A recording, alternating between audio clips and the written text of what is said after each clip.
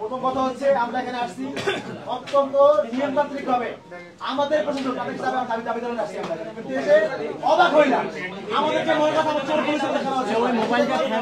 আমাদের গেটে একটা অবর তার কেন মারা হয়েছে, এটা কেন মারা আগে বলছে এটা বলতে হবে, এটা কেন মারা হয়েছে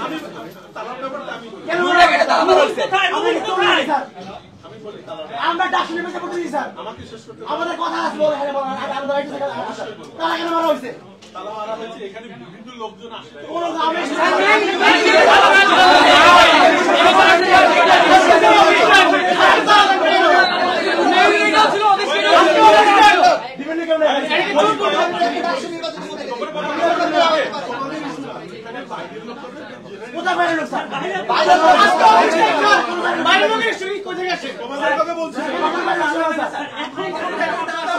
আমরা বাধ্য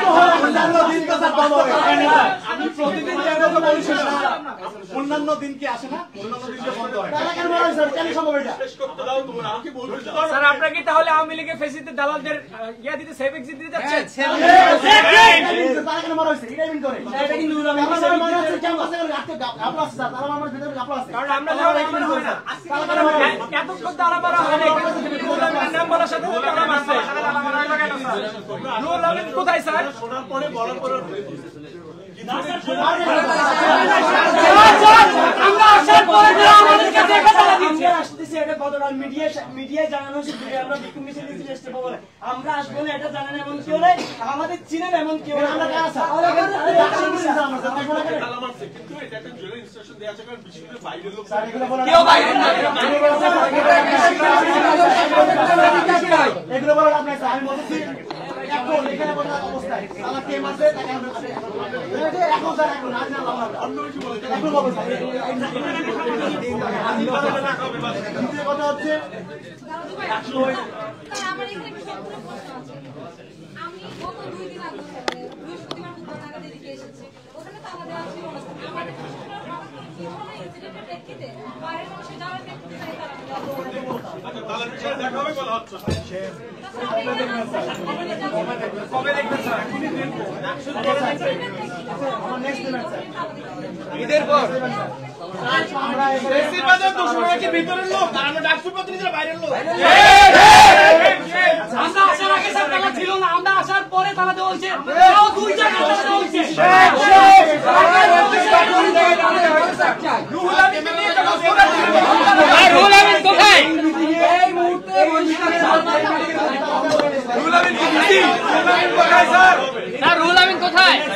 রুহুল আমিন কোথায় স্যার? কথা হচ্ছে স্যার আমরা সব করে আসিনি এখানে, আজকে 1.5 মাস ডাকসু হয়ে গেছে, আমরা কাজ করতে পারতেছি না, প্রতিনিয়ত আমাদের শিক্ষিত গালিগালাজ হচ্ছে আমাদেরকে, কাজ করতে পারতেছি না, আমাদের বাজেট কত আমাদের বাজেট কত আমাদের ডাকসুর বাজেট কই ডাকসুর বাজেট কই প্রশাসন শুধুমাত্র বর্তমান না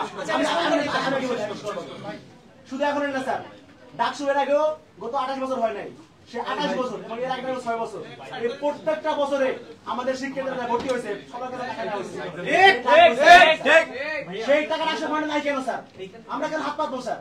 আজকে 1.5 মাস হয়ে গেছে, আমরা উচিত ছিল প্রথম দিনে আমাদের বাজেট বুঝে দেয়, আমরা দেন নাই স্যার, আজকে আপনাদেরকে বারবার বলা হয়েছে আমরা এসে আপনাদেরকে এই বাজেট রেডি করে ডাকসু নির্বাচনের দরকার ছিল, আপনাদের ডাকসু টাকা কই হয়ে গেছে মুখে টাকা কই মুখে বলেছি লিখিত দিয়েছি, মুখে বলেছি লিখিত দিয়েছি, বারবার বলার পরেও স্যার আপনারা সহযোগিতা করেন না, আজকে বাধ্য হয়ে আমাদেরকে বিচার করতে হবে, লজ্জার বিষয়। দ্বিতীয় বিষয় গতকাল ক্যাম্পাসে ঘটেছে স্যার, বিশ্ববিদ্যালয়ের প্রশাসন বহিরাগত ব্রাহ্মণ দখলগুলো উঠিয়ে দিয়েছে, তারপরে আমার বিশ্ববিদ্যালয়ের শিক্ষার্থীরা বাম সংগঠন যারা কিভাবে তারা ওই সময় টোকাইদেরকে আবার জড়ো মিছিল করায়,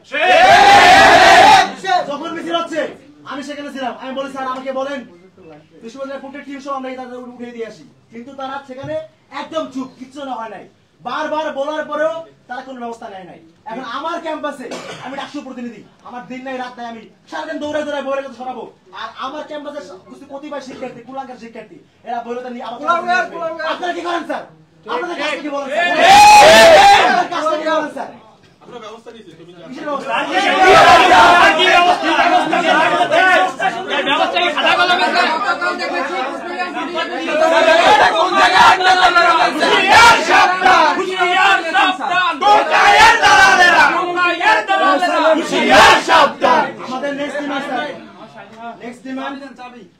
সেখান থেকে অভ্যুত্থানের সূচনা ঢাকা বিশ্ববিদ্যালয়। সেই ঢাকা বিশ্ববিদ্যালয় এখনো পর্যন্ত ফ্যাসিস্টের দোষর, এমন দোষর যে কিনা 3 আগস্ট এই বিশ্ববিদ্যালয় মাটিতে আপনার কাছে খবর আছে, ওর বাসায় আমাদের সবার রক্তের হাত লাগা পুলিশ আত্মাম সে পালাইছিল। এইরকম একটা মানুষকে আপনার উচিত ছিল 5 তারিখে পরেই নিজের দায়িত্বে পুলিশের কাছে তুলে দেয়া, কিন্তু আপনারা দেন নাই। শুধু এটাই না, ইভেন আপনাকে বারবার বলার পরও সময় স্যার এখানে বুঝতে স্যার বলতেছি কি তাকে স্যার অফিস করবেন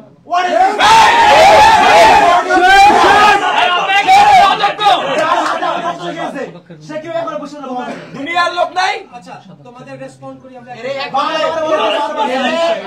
এই মুহূর্তে পুলিশে দিতে হবে, এই মুহূর্তে পুলিশে দিতে হবে। নিজে বলেছেন যে গুজরাটের দোষর,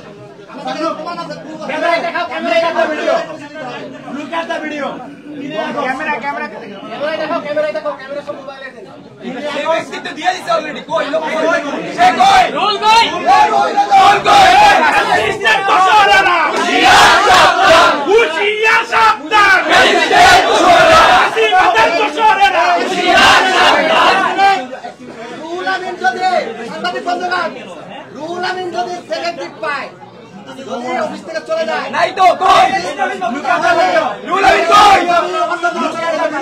সাউন্ড করে 3 আগস্টে এই রিভিউর ভিতরে রুহুল আমিন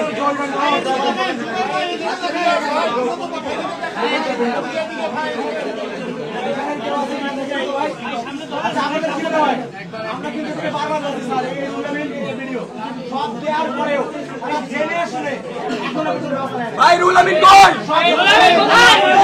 কি পালাইছে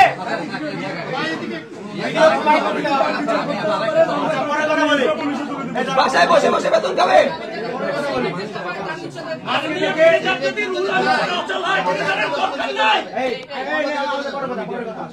আজকে থেকে 10-15 দিন আগে হাকিম চত্বরে একটা দোকান থেকে পচা মাংস ধরা পড়েছে, সেখানে ব্যবস্থা নেওয়ার জন্য কমিটি গঠন করা হয়েছে। সেখানে আমি প্রথমে ছিলাম প্রস্তাবনা ইয়াতে, সেখানে যে ব্যবস্থা নেওয়ার কথা আজকে অনেকদিন হয়ে গেছে, কিন্তু শুধুমাত্র ট্রেজার স্যারের অফিসে এখন সে ফাইলটা আটকে আছে। শুধুমাত্র তার অনুমোদন পায় নাই বলে সেই কমিটি এখন কাজ করতে পারতেছে না। আমার ক্যাম্পাসের মধ্যে শিক্ষার্থীরা পচা মুড়ি খাচ্ছে, চিন্তা করা যায় ক্যাম্পাসের মধ্যে শিক্ষার্থীরা পচা মুড়ি খাচ্ছে, এবং আমার কাছে এমন তথ্য আছে মিডিয়া প্রকাশ করার মতো না। ওই মুরগি স্যারকে খাওয়াইতে হবে।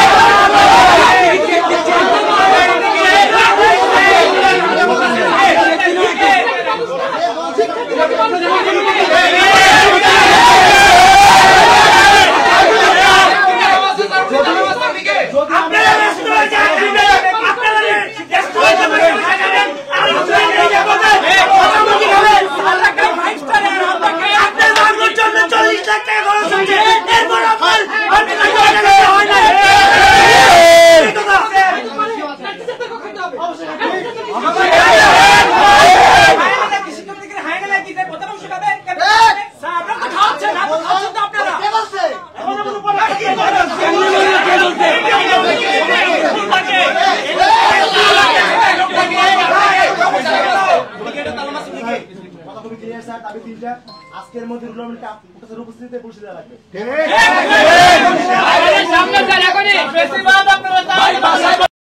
বেতন না পায়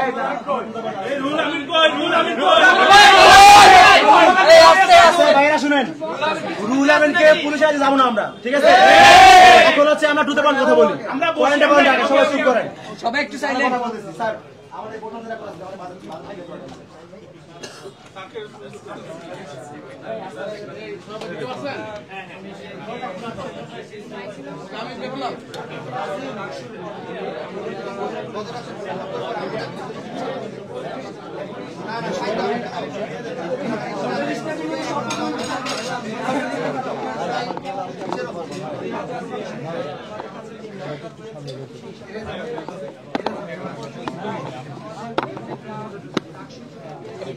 এই চুপ করো ভাই সবাই।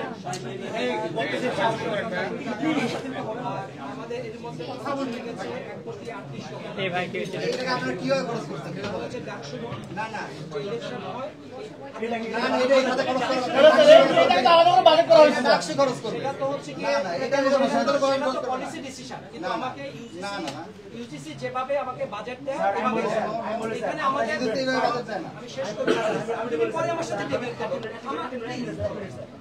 পরিস্থিতিটা দেখাবে আমার কাছে আমরা স্টুডেন্ট আমার টাকা দেওয়া বুঝে নেবে পরিস্থিতি কেমন আপনারা জানেন স্যার আমাকে বাজেট আমার মাঝে বোঝাতে হবে ভবিষ্যতে আমার হল সংসদের বাজেট চাই আমি। স্যার আমি সবগুলো হল সংসদের বাজেট চাই।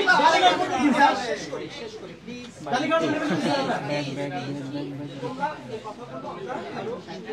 অনেক বছর অনেক বলা হয়েছে আমাকে কোনো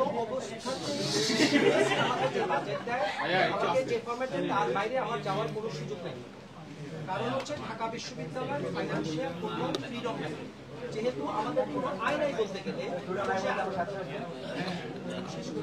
আমাদের যেহেতু আয় খুব কম এবং আমাদের সরকারি সেই কারণে আমাদের কোনো ধরনের স্বাধীনতা নেই এই বছর 2024-25-এর জন্য 25-26-এর জন্য সরকারের কাছ থেকে আমরা 12 কোটি টাকা চেয়েছি সরকার আমাদেরকে অ্যারাউন্ড 900 কোটি টাকা দিয়েছে তার মানে হচ্ছে কি আমাদেরকে দিয়েছে 4 ভাগের 3 ভাগ ঠিক আছে আরেকটা হচ্ছে যে আমি এই বছর সবকিছু চালালেও আমার 100 কোটি টাকা বাজেট ডেফিসিট থাকে আমার মনে হয় না আমার আগে কোনো ট্রেজারে করেছে এবছর বাজেট করার আগে আমি তৎকালীন যে শিক্ষা সচিব তার কাছে ফোন করে বলেছিলাম এভাবে একটা বিশ্ববিদ্যালয় চলতে পারে না এই বিশ্ববিদ্যালয় চলবে না এই আগামী এভাবে চললে 15-20 বছর এই বিশ্ববিদ্যালয় বন্ধ হয়ে যাবে উনি আমাকে বলেছে হয় আপনি খরচ কমান না হয় আয় বৃদ্ধি করেন আয় বৃদ্ধি করার আমার কোনো সুযোগ নেই সো আমাদের ডাকসু যে টাকা আয় হইছে ওই টাকাই তো পাচ্ছি না টাকা কোথায়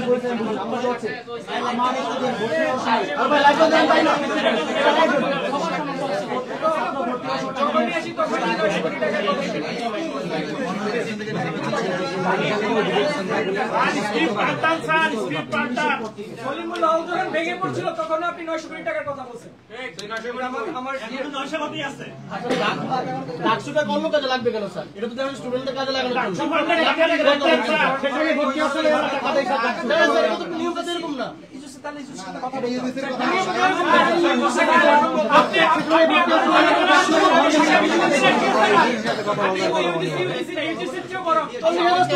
আমার তো আমার টাকা দিয়েছি আপনি আমার টাকা কাজ করেন আমি কি বলবো তাদেরকে একটা কথা তার কাছে ইউজ হয় না স্যার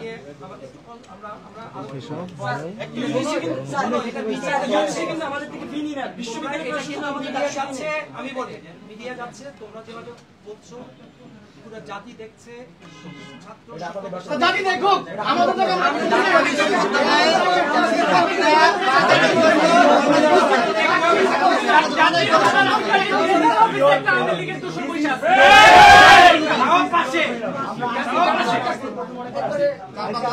আমি এই কথাগুলো তোমাকে বলেছি বারবার একই কথা বলেছি একইভাবে একই কথা বলেছি আমি তোমাকে আমার কাছে হিসাব এর বাইরে যাওয়ার আমার এর বাইরে যাওয়ার কোনো ক্ষমতা নাই আমার ডাকসু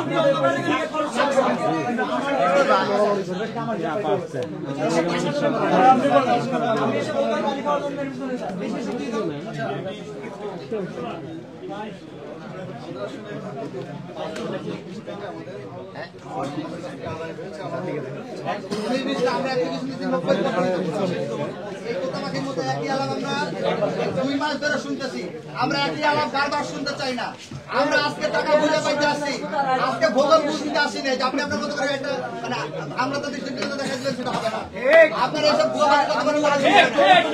আমরা 90 থেকে ডাকসু নির্বাচন হওয়ার পরে এক মাসের মধ্যে 1,94,00,000 টাকা বাজেট বুঝাই দিতে ডাকসুরে আপনি কেন 2 মাসের মধ্যে পারলেন না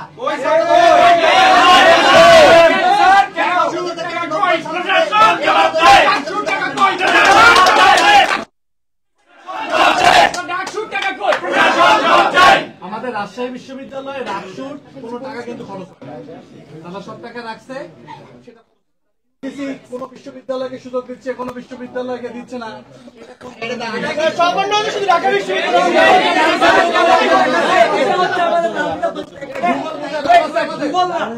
আমাদের ডাকসুর ফি কিন্তু ইউজিসি নেয়, বিশ্ববিদ্যালয় প্রশাসন, এই বিশ্ববিদ্যালয় প্রশাসন খরচ করেছে টাকাটা। এখানে ইউজিসি হচ্ছে জাস্ট একটা আমাদের সামনে আইনে ধরে দেওয়া, যা তোমরা চলে যাও। স্যার অন্য সেক্টরের খরচ কি এক্ষেত্রে হয়?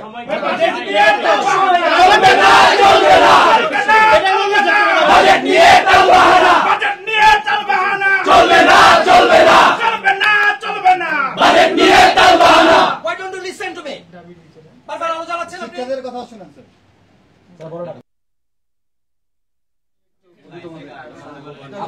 আমাকে শুনে দেখেন।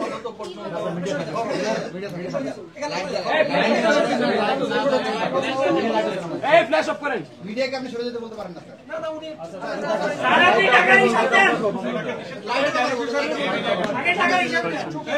চোখে লাগছে।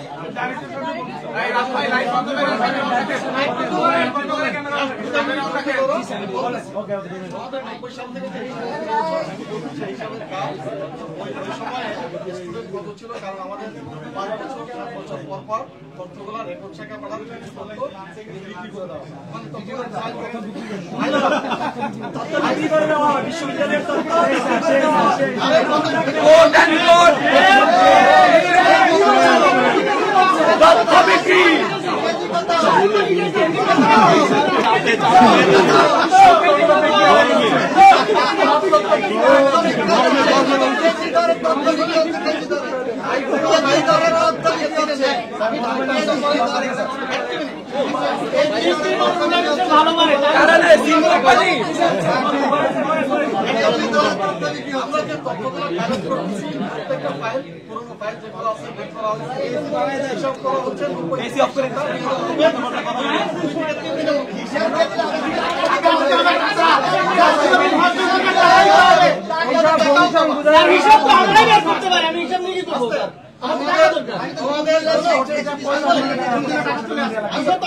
আমাদের কোন টাকা অন্য কোন খাতে ব্যয় হয়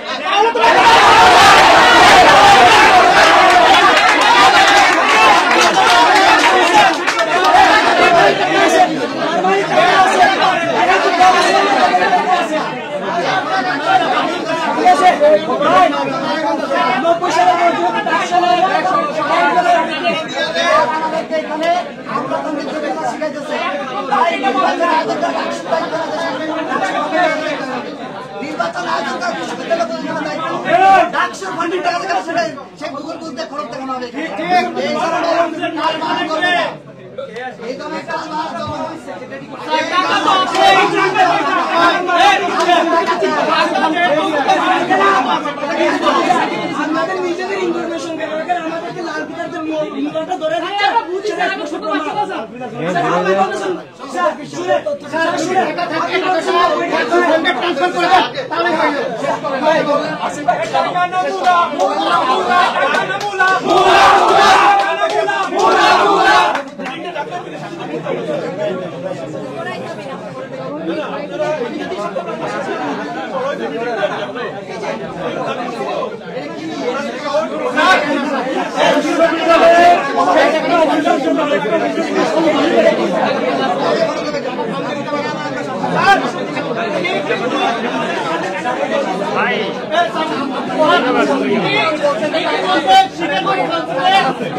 টাকা অন্য কোথাও ব্যয় হয় নাই।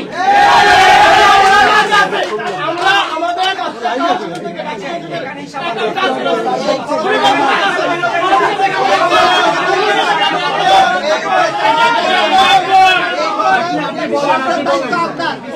স্বীকার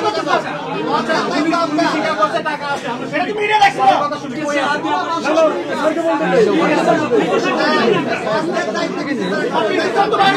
আমি তো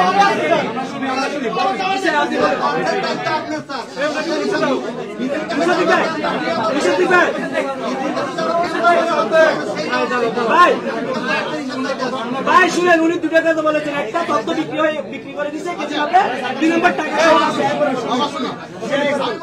ঠিক আছে স্যার, টাকা কই আছে এটা বলেন। কাগজপত্র যেগুলো ছিল আগেকার যারা ছিল তাদের পুরো কাগজপত্র তারা কি কি বিক্রি করছে সেখান থেকে এটা কি অনলাইন ইনক্লুড করেন আপনার ইনফরমেশন গুলো? স্যার আপনি কথা বলছেন ডিজিটাল স্যার, আমরা বাংলাদেশকে ডিজিটাল বাংলাদেশ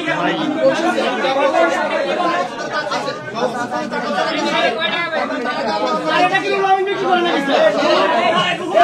ভুল তো সরে এটা কোন দিকে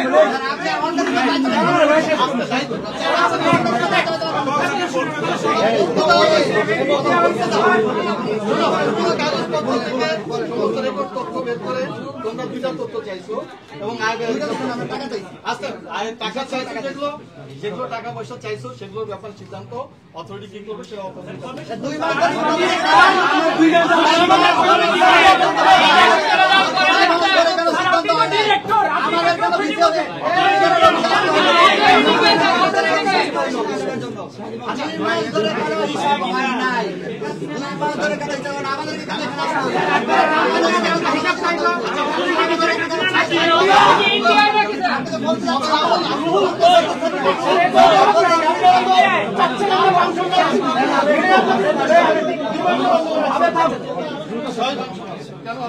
আচ্ছা বলছেন টাকা না দিলে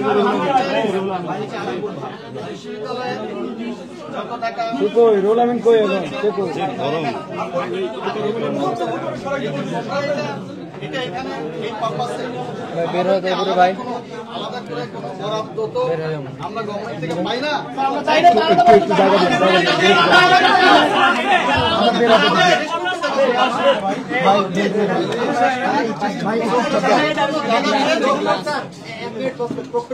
দিন যাতে পালায় না যায়, আপনি এখন পুলিশ দিয়ে ধরা যান।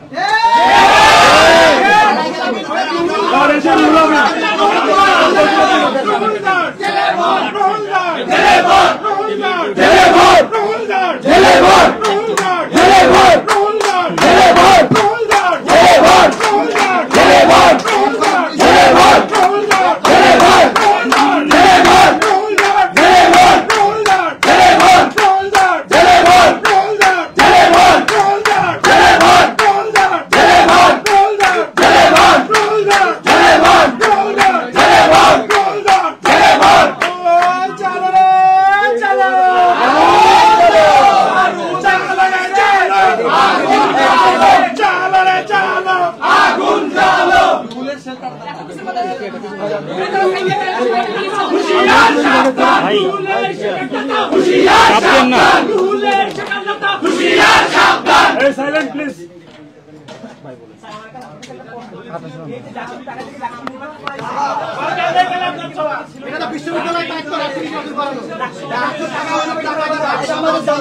আরে একটা কথা ক্লিয়ার, ডাকসুর তো আলাদা কোনো ফান্ড নাই বা ওই আলাদা কোনো অ্যাকাউন্ট নাই যে ওই অ্যাকাউন্ট থেকে আমাদের এই ডাকসু নির্বাচনের খরচ হয়েছে। এই কথাটা মানে টোটালি আনভ্যালিড। স্যাররা মনে করছে ডাকসু নির্বাচন এই জন্য আমাদের টাকা তারা খরচ করে ফেলছে। নির্বাচনের বাজেট দিতেও মাসের পর মাস ধরে ফাইল আটকে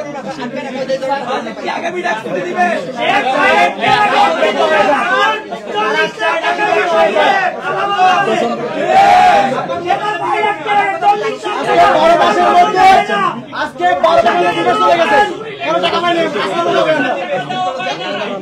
বাজেট না দেওয়ার মাধ্যমে ডাকসুকে অকার্যকর করতে চায় প্রশাসন।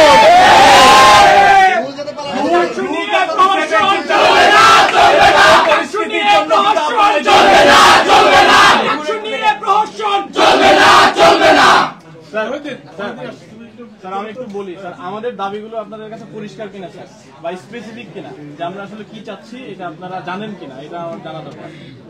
আমাদের 3টা দাবি নিয়ে মনে হয় আসছে, আমি যতটুকু জানি এই দাবিগুলো, আচ্ছা এই দাবিগুলো আপনাদের কাছে পৌঁছাইছে কিনা এটা একটু জানার দরকার। তোমরা যদি বলো আমি একটা রেসপন্স করতে পারি, বাট তোমাদের এখানে করতে হবে আমাকে যে আমি দায়িত্ব নিলাম যে সবাই চুপ থাকবে স্যার। তালা লাগানো সেটা প্রক্টর সাহেব দেখবেন। সেকেন্ড থিং হচ্ছে যে ডাকসুর বাজেট তোমরা জানো যে যেদিন ডাকসু হয়েছে তার পরের দিন আমি চায়না চলে যাই, আমি এই সপ্তাহ ছিলাম না। অতএব তাৎক্ষণিকভাবে আমার পক্ষে কোনো ডিসিশন নেওয়ার সুযোগ ছিল না। আমার কাছে তোমরা যখন এসেছো তাৎক্ষণিকভাবে আমি আমার অফিসকে বলেছি যে ডাকসুর জন্য আমরা স্টুডেন্টদের কাছে যে টাকাটা নিয়েছি সেই টাকা কত টাকা নিয়েছি সেটা যতটুকু পর্যন্ত তথ্য সংগ্রহ করা যায়, যেটা আমাদেরকে জানানো হয়েছে যেহেতু আমাদের পুরো অ্যাকাউন্টসটা ডিজিটালাইজ না, এটা ম্যানুয়ালি, এবং এটা বিভিন্নখানের মালপত্র কাগজপত্র রাখা, এবং সে অনেক কাগজপত্র অবস্থা খারাপ এবং মিসিংও আছে। তো সেই কারণে আমাকে বলেছে 2019 থেকে তারা আমার কাছে তথ্যটা দিতে পারে, সেটা দিয়েছে। সেটা আমার কাছে গতকালকে এসেছে, গত মানে বৃহস্পতিবার এসেছে, এবং এই তথ্যটা আমরা কত টাকা পেয়েছি এবং আমরা কত টাকা প্লিজ আমাকে শেষ করব। আমি আবারও বলছি, ঢাকা বিশ্ববিদ্যালয়ের আর্থিক কোনো স্বাধীনতা নাই। আমাদেরকে সরকার যেভাবে টাকা পয়সা দিয়ে দেয় আমরা সেভাবে খরচ করতে হয়। আমরা যে আয়টা করি সেই আয়টাও সরকার নিজের আয়ের মধ্যে দেখিয়ে বাকি টাকা আমাদের। ধরো আমি বললাম যে আমার 100 টাকা খরচ হবে, ইউজিসি দেখে আমি কয় টাকা আয় করছি, দেখলো যে আমি 10 টাকা আয় করেছি, সেই 10 টাকা আয় দেখিয়ে বাকি 90 টাকা দেয়। ঠিক আছে, তোমাদের যে টাকাটা আমরা পাই এটা আয়ের মধ্যে ধরা, এই টাকাটা আয়ের মধ্যে ধরা, এবং এই আয়ের মধ্যে ধরে বাকি টাকা আমাদের দিয়েছে। আমরা যে টাকাটা, আবারও বলছি, আমরা যে টাকাটা চাই সেটা আমাকে দেয় না। 1200 কোটি টাকার জায়গায় আমাকে 900 কোটি টাকা দিচ্ছে। আমি এই ন্যূনতম চালালেও আগামী 1 বছরে আমার 100 কোটি টাকাটা বাজেট ডেফিসিট থাকবে। আমাদের কাছে ডাকসুর যে খাত আছে, যে কোড আছে, সে কোডের সাথে ডাকসুর যে খরচের কোড এটাকে ম্যাচ করানো হবে। এখন এটা নিয়ে আমরা ইউজিসির সাথে কথা বলতে পারি, এটা পলিসি করতে পারি, এটা কিভাবে সর্ট আউট করা সেটা নিয়ে কথা বলতে পারি। বাট এখন এই অবস্থায় এর থেকে ব্যত্যয় করার, সরিয়ে যাওয়ার আমার কোনো সুযোগ নাই।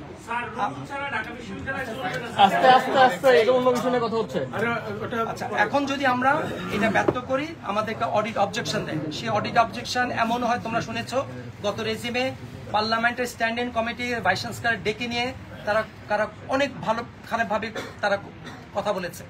অতএব আমাদেরকে, যেহেতু আমাদের সরকারের পিপিআরটাকে ফলো করতে হয়, সরকারি রুলস আমাদেরকে ফলো করতে হয়, আমাদেরকে যেভাবে টাকা দেয় সেই টাকা ওইভাবে খরচ করতে হয়, এর বাইরে যাওয়ার আমাদের কোনো সুযোগ নাই। যদি খরচ করতে হয় তখন এটা পলিসি চেঞ্জের মামলা আছে, ইউজিসির সাথে কথা বলার ব্যাপার আছে, শিক্ষক মন্ত্রণালয়ের সাথে কথা বলা আছে, মিনিস্টার অফ ফাইন্যান্সের সাথে কথা বলা আছে, সেটা নিয়ে আমরা কথা বলতে পারি। কিন্তু এখনকার অবস্থা হচ্ছে এটাই বাস্তবতা। এই বাস্তবতা আমাকে মেনে নিতে হবে। কথা না বলে কি হবে স্যার, ডাকসু ফান্ডের টাকা আপনারা বিশ্ববিদ্যালয় খরচ করে ফেলবেন? খরচ আমরা তোমাদের রিলেটেড কাজে খরচ করি না।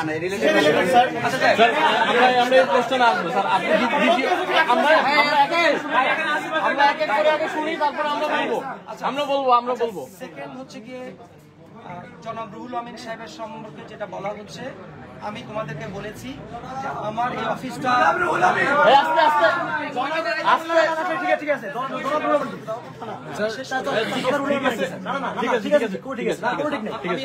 জনাব বলার আগে ফেসিস্টের দূষণ জনাব রুহুল আমিন বলেন।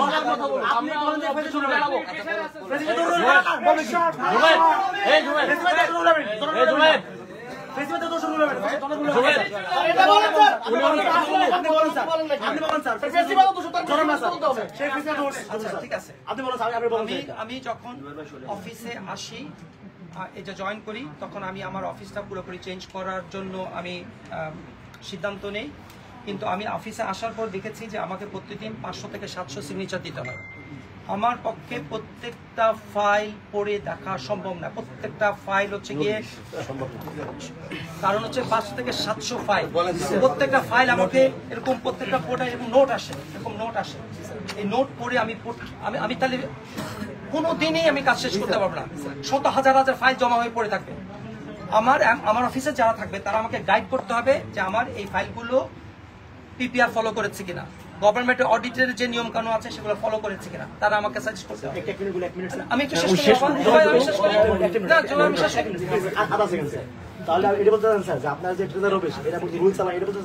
আমি শেষ করি।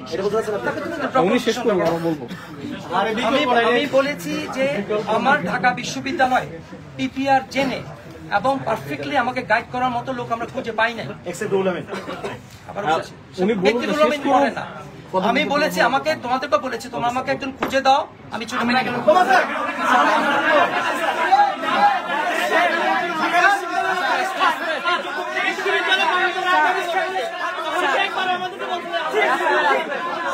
ঢাকা বিশ্ববিদ্যালয়ের প্রিপিআর জানে এরকম রুল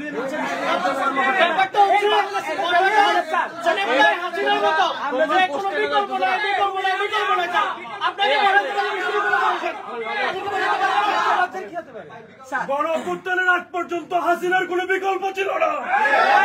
আমরা কি গণঅভ্যুত্থান করবো নাকি ঢাবি ক্যাম্পাসের ভিতরে? স্যার আমরা বলছিলাম হচ্ছে এমন কোন জ্ঞান যে যেটা রুহুল আমিন ছাড়া আর বাংলাদেশের আর কোনো ব্যক্তি জানেন স্যার, এখানে সেই জ্ঞান অর্জন করতে স্যার বেসরকারিভাবে আপনারা কর্মকর্তা নিয়ে আসেন। স্যার এখানে আমার একটা কোশ্চেন আছে স্যার, একটা বিষয় স্যার, একটা বিষয় জানা দরকার। আপনি বললেন যে আপনি চেঞ্জ করতে চেয়েছেন, সেটা কিসের প্রেমিসের উপরে? আপনি কি আমাদের যে অভিযোগগুলো সেটার সাথে একমত নাকি অন্য কোনো প্রেমিসের উপরে, এবং সেটা কেন? যেহেতু আমরা চেয়েছি যে আমাদের আগের রেজিমের প্রশাসনটা চেঞ্জ হয়ে যাওয়া উচিত, সেই কারণে আমি চেঞ্জ করতে চেয়েছিলাম। কিন্তু আমি দেখেছি যে আমার এই চেঞ্জের জন্য যে ধরনের লোক আমার দরকার, আমি সেই লোক খুঁজে পাই নাই, এবং আমি আমার অফিস চালানো যাবে না। তাহলে আমাদের দাবির সাথে আপনি সামহাট অ্যালাইন করেন যে তার এখানে থাকার কোনো অধিকার আসলে সেভাবে নাই। আমি মনে করি যাদের কারো প্রতি যদি গত রেজিমে যাদের বিরুদ্ধে অভিযোগ আছে, সেটা শিক্ষক হোক, কর্মকর্তা এবং ছাত্র, প্রত্যেকের বিরুদ্ধে অভিযোগ বিচার হওয়া উচিত বা প্রত্যেকের শাস্তি হওয়া উচিত।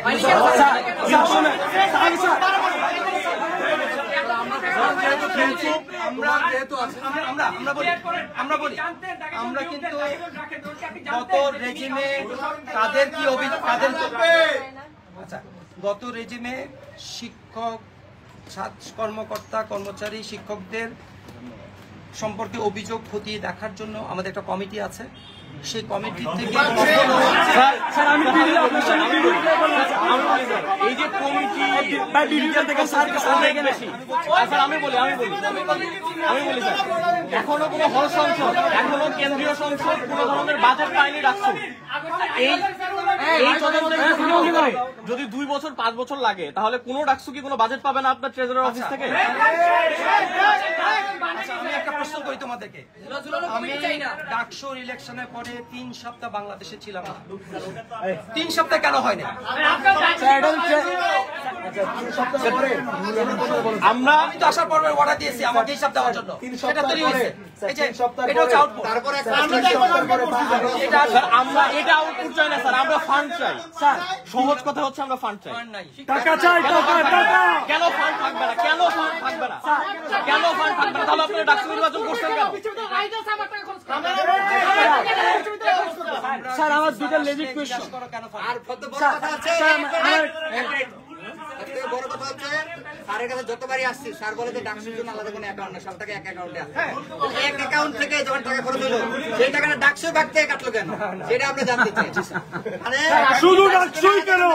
ডাকসুই কেন?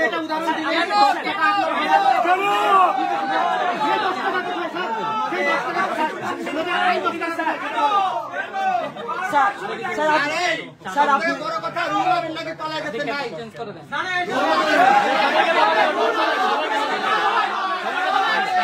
স্যার আপনি এখন বলেন আমরা কবে নাগাদ বাজেট পাবো?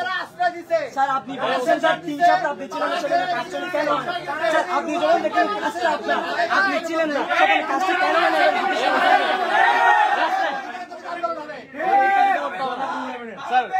স্যার আমরা সমাধানের দিকে যেতে চাই। এতদিন পর্যন্ত কি হয়েছে আমরা জানি না, আমরা জানতেও চাই না, আমরা বুঝতেও চাই না। আমরা কবে নাগাদ বাজেট পাবো? হল সংসদগুলো এবং কেন্দ্রীয় সংসদ। আরেকটা প্রশ্ন স্যার, আরেকটা প্রশ্ন স্যার আবার স্যার ট্রেজারার অফিস তো আপনি অবশ্যই স্যার, ট্রেজারার অফিস আপনি দিন করেন, এইটা আপনি দিন করবেন। এই প্রশ্ন ফাইনাল ডিসিশন এক্সিকিউটিভ পাওয়ার আগের যখন আগের ডাকসুতে তিনি 1 মাসের মধ্যে স্যার বিসি স্যারের কাছে আগের যিনি ট্রেজারার ছিলেন আগের ডাকসুতে, তিনি আমাদের যে স্টুডেন্টদের যে ফান্ড তোলা হয় 60 টাকা 120 টাকা করে হল এবং সেন্টার, এই দুইটা বাদেই তিনি হচ্ছে বিশ্ববিদ্যালয়ের ফান্ড থেকে 1 মাসের মধ্যে 1,94,00,000 টাকা বাজেট ডাকসুকে বুঝাই দিচ্ছে। তাহলে কি স্যার কি বলতে চাচ্ছেন যে স্যার ওই আগের ফেসিবাদী ট্রেজারার থেকে অযোগ্য? এটা কি স্যার আমরা বলতে চাই না, আমরা বলতে চাই না স্যার, আর প্রশ্ন আমি বলতে চাই না। আমরা জানি আপনি এই কথার মাধ্যমে যোগ্য আছে, আমরা এর ভিতরে বিশেষ করে আমরা সবাই যোগ্য, বিশেষ করে যোগ্যতা প্রমাণ চাই, কাদা আমার চাই। রুল আমিন বাদে জনাব রুল জনাব রুল আমিন জি স্যার বলেন। রুল আমিন ভাই বলবেন।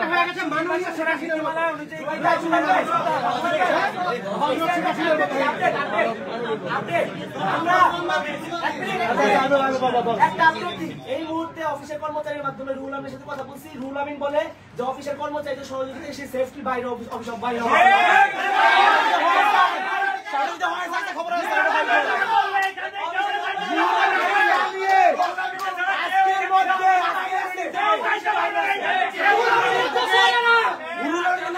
আমরা এই মিটিং থেকে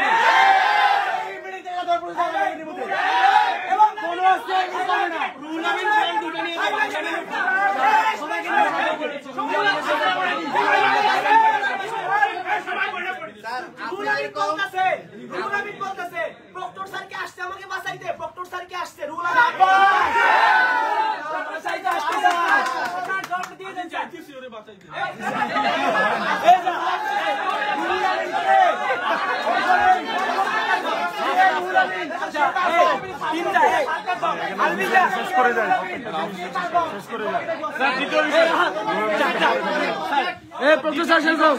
দ্বিতীয় যে বিষয় ছিল স্যার, আপনার অফিসে কাজ করে, আপনার অফিসেই তো কাজ করে, এখন এই অফিসে উনি নাই কেন? এই কোশ্চেনটার উত্তর তো আপনার দেওয়া উচিত।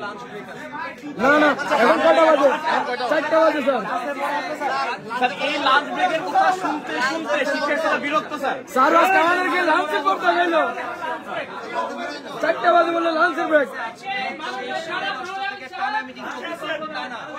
মিটিং তো হবে, কিন্তু এখন একটা চলতেছে, অবশ্যই মিটিং চলতেছে। তিনি তো মিটিং এর একজন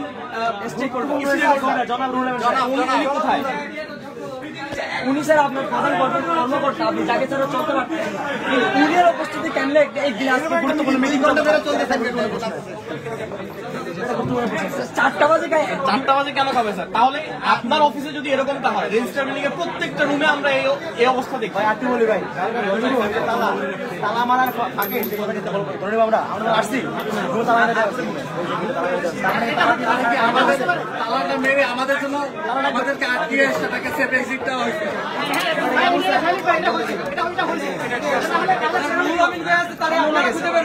আমরা আশা করতে বেরোর কথা না, এটা তালা মারার সময় বের করছে এলিফ্যান্ট নেই না, হেলিকপ্টার দিয়ে যেত। স্যার রুল আমিনের ব্যাপারে আপনার স্টেটমেন্টটা কি? এটা জানতে চাই আমরা। আমাকে যদি একটা রিপ্লেসমেন্ট দেওয়া হয়, আমাকে তাকে আমরা প্রশ্ন পাই নাই। স্যার এটা কি ধরনের স্টেটমেন্ট লাগবে? মানে রিপ্লেসমেন্ট যে রিপ্লেসমেন্ট। ওকে, এখন কি ছাত্র সংসদ কি বিশ্ববিদ্যালয় নিয়োগ দেওয়া শুরু করবে স্যার? তাহলে কি ভাব? অবশ্যই প্রশাসন দিবে, অবশ্যই প্রশাসন দিবে, এবং প্রশাসন সেটা খুঁজে বের করবে স্যার।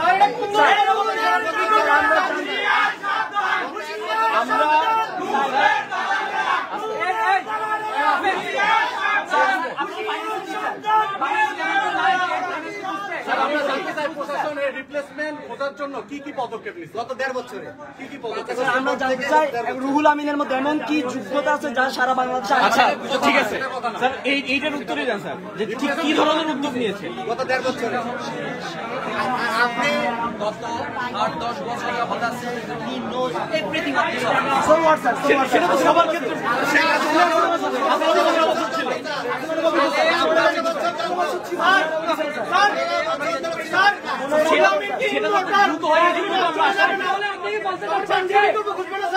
শেখ হাসিনা এই ভিতরগুলোতে যা কিছু করছে তা ঠিক করছে, এবং যে তথ্য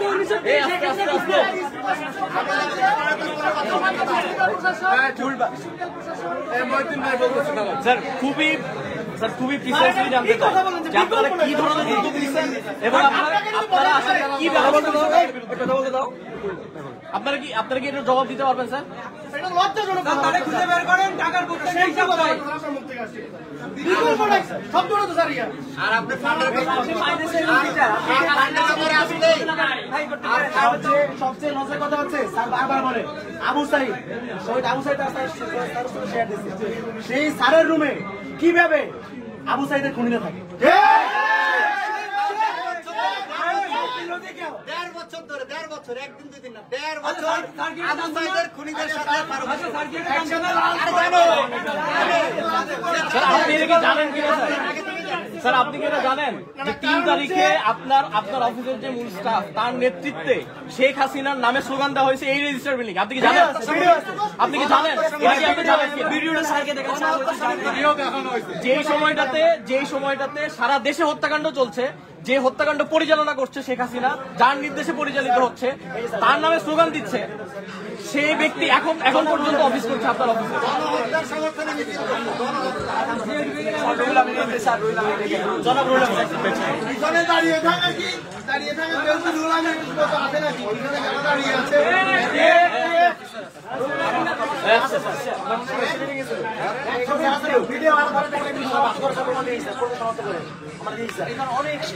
এখানে অনেক আছে, আপনার প্রত্যেককে ধরতে হবে স্যার। ওরা মুক্তভাবে মিছিল করতে পারছে আর আমাদের আসার জন্য 3টা টাকা মারা হয়েছে। কেন বিশ্ববিদ্যালয় প্রশাসনকে আমাদের আস্তে আমরা কি চুপ? 3 তারিখে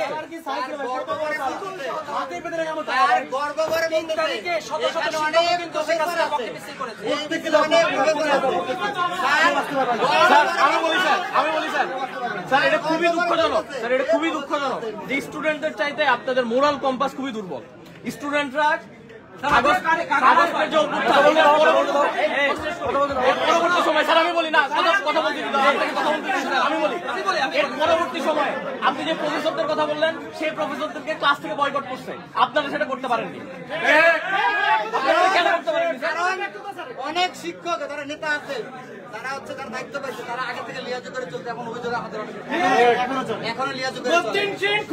আপনারা যে শুধু এটা করতে ব্যর্থ হয়েছেন এরকম না, আমরা যে দাবিগুলো নিয়ে আসছি সেটাও পূরণে ব্যর্থ হচ্ছে।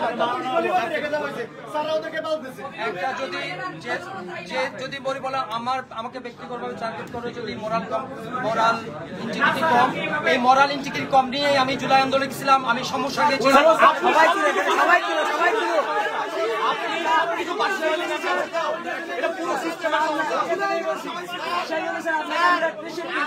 ছবি দেখে গর্ব করেন যে আবু সাইদ আমার ছবি শেয়ার করছে, আর আগের ভিডিওটা আমার, আপনি বলতে পারেন না যে শুধু আপনাকে জুলাই করছে, আমরাও জুলাই করছি,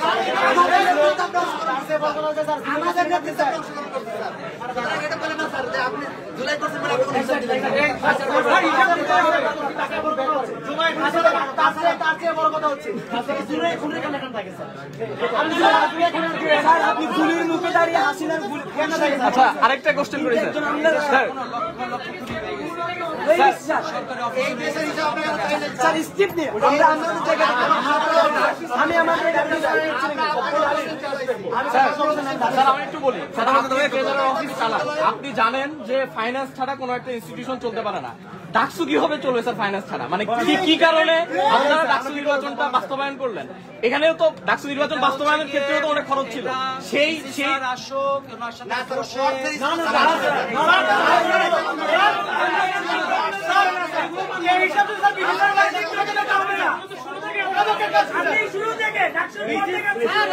কি করতেছিলেন স্যার আপনারা?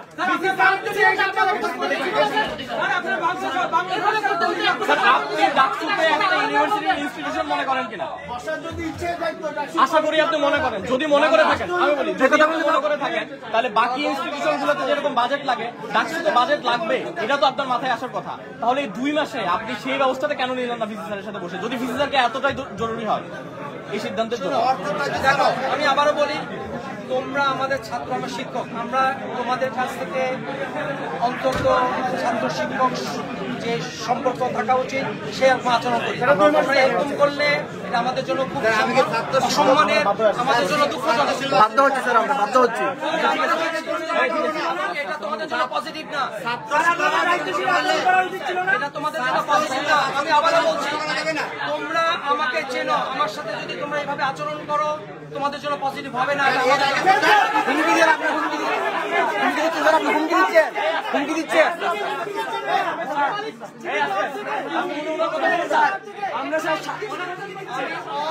স্যার আমরা প্রসেস মেনে 3বার চিঠি দিয়েছি, তাহলে আর কোন প্রসেস আমরা আমি অন ক্যামেরায় কথাগুলো বলছি। তোমরা যদি আমাদের সাথে এইভাবে বলো, আমাদের সাথে যদি এইভাবে আচরণ করো, না তুমি কেন সরি বলতেছো? ও তো বলতেছো তোমার সরি বলা দরকার নেই। কেন সরি বলতেছো? কেন তুমি সরি বলতেছো?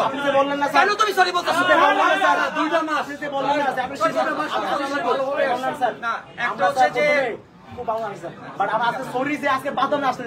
আমি জানি না। একটা হচ্ছে যে আমরা তোমাদের কাছ থেকে ছাত্রদের সাথে শিক্ষকদের যে সম্পর্ক, সেই সম্পর্ক মনে রেখে সেই ধরনের আচরণ আশা করি। তোমরা যদি এর ব্যর্থ করো, এটার জন্য একটা ইনস্টিটিউশনের জন্য ভালো না, এটা তোমাদের জন্য ভালো। আমরা কোনো কিছু ব্যবসা করছি না,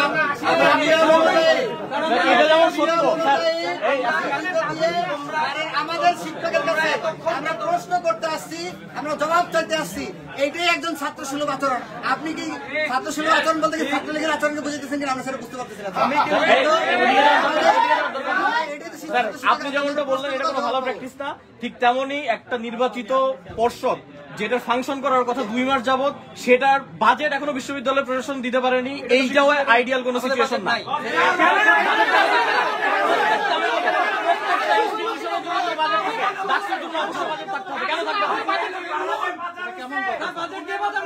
আরেকটা কারণ বলি, বাজেট কই গেছে?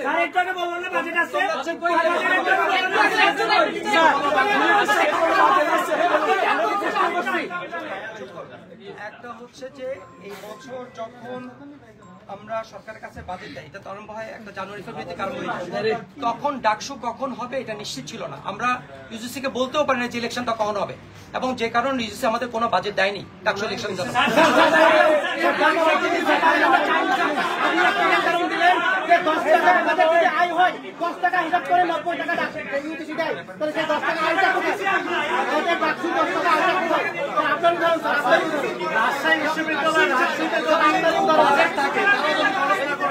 আমাদেরটা খরচ করা হলো কোন নিয়ম? স্যার ইউজিসি তো সব বিশ্ববিদ্যালয়ের জন্য একই নিয়ম স্যার। আমাদের কথায় কথায় যতগুলো দাবি নিয়ে আসছি, যতগুলো দাবি নিয়ে আসছি, যতগুলো সমস্যা নিয়ে আসছি, প্রত্যেকবার স্যার বলে বাজেট নাই, প্রত্যেকবার বলে বাজেট নাই। গোটা পাখির মতো আমরা বারবার এই সব জবাবটা শুনতে পাই বিভিন্ন স্টাফদের কাছ থেকে। আমি একটা পরিসংখ্যান দেই, 2019 তো সদস্য ডাকসু হয়েছে, 19-এর ডাকসুতে 19 শিক্ষাবর্ষে ঢাকা বিশ্ববিদ্যালয়ের জন্য গভর্নমেন্ট থেকে বরাদ্দ দেওয়া হয়েছিল মাত্র 800 কোটি টাকা। আর 25-26 অর্থ বছরে ঢাকা বিশ্ববিদ্যালয়কে বরাদ্দ দেওয়া হয়েছে 900 কোটি টাকা, 100 কোটি টাকা বেশি, 100 কোটি টাকা বেশি দেওয়া হয়েছে, তারপরেও বাজেট দিতে পারতেছে না। অথচ 19-এর ডাকসুকে 1 মাসের মধ্যে 1,94,00,000 টাকা একেবারে মিনিটের মধ্যে আগের ডাকসুর বাজেটে মানে শিক্ষার্থীদের দেওয়া প্রদানকৃত ফির বাইরে গিয়ে 1,94,00,000 টাকা, 89 লক্ষ টাকা শিক্ষার্থীদেরকে বুঝাই দেওয়া হয়েছে 1 মাসের মধ্যে, ডাকসুকে বুঝাই দেওয়া হয়েছে। তখন বাজেট ছিল 800 কোটি টাকা, আর এখন 900 কোটি টাকা, 100 কোটি টাকা বাজেট বেশি। তারপরে স্যার 2 মাস ধরে আমাদের ঘুরাই যাচ্ছে, মূলা ঝুলাইতেছে। আমরা এখানে অবস্থা, আপনারও কষ্ট হচ্ছে, আমাদেরও কষ্ট হচ্ছে। আমরা খুব স্পেসিফিক জানতে চাই যে আপনারা ট্রেজারার অফিস থেকে ডাকসুর জন্য কোনো বাজেট দিবেন কি না, হ্যাঁ বা নাতে উত্তর দিবেন। না হলে ধরে নিব যে ট্রেজারার অফিস ডাকসুকে অসহযোগিতা করতেছে, আমরা যাতে কাজ করতে না পারি।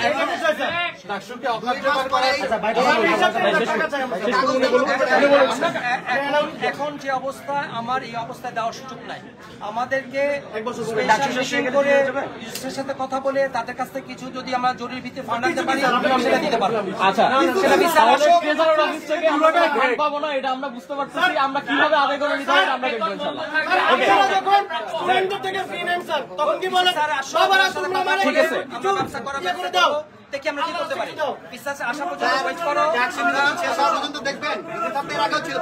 দ্বিতীয় বিষয়, তখন দেখেন না কেন রিজার্ভের আগেও দ্বিতীয় বিষয়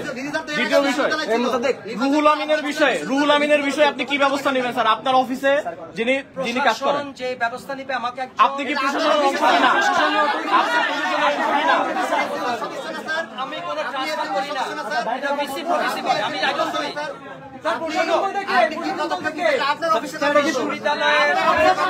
এই যে 1.5 বছর অন্য অফিসে না, আপনার অফিসে কর্মরত, আমাকে রিপ্লেসমেন্ট দিলে আমি ফাইন, আমাকে যখন রিপ্লেসমেন্ট দিবে আমার না, আমি তো ট্রান্সফার করি না, সে আপনার অফিসে কর্মরত, আপনার অফিসের কর্মরত আমাকে যখন রিপ্লেসমেন্ট দিবে একজন আমি নিয়ে নেব।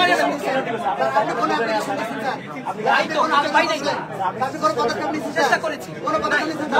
নাই নাই আচ্ছা উনি পদক্ষেপ নিছে পায়নি রিপ্লেসমেন্ট দিলে উনি সেটা এটা 3 মাস ধরে চলছে, একটা বছর ধরে চলছে। একটা হচ্ছে যে আমাদের অফিসের মধ্যে যারা আছে এই প্রক্রিয়াটা পুরোপুরি বুঝে। ফিফার কিন্তু একটা মোটা বই, স্যার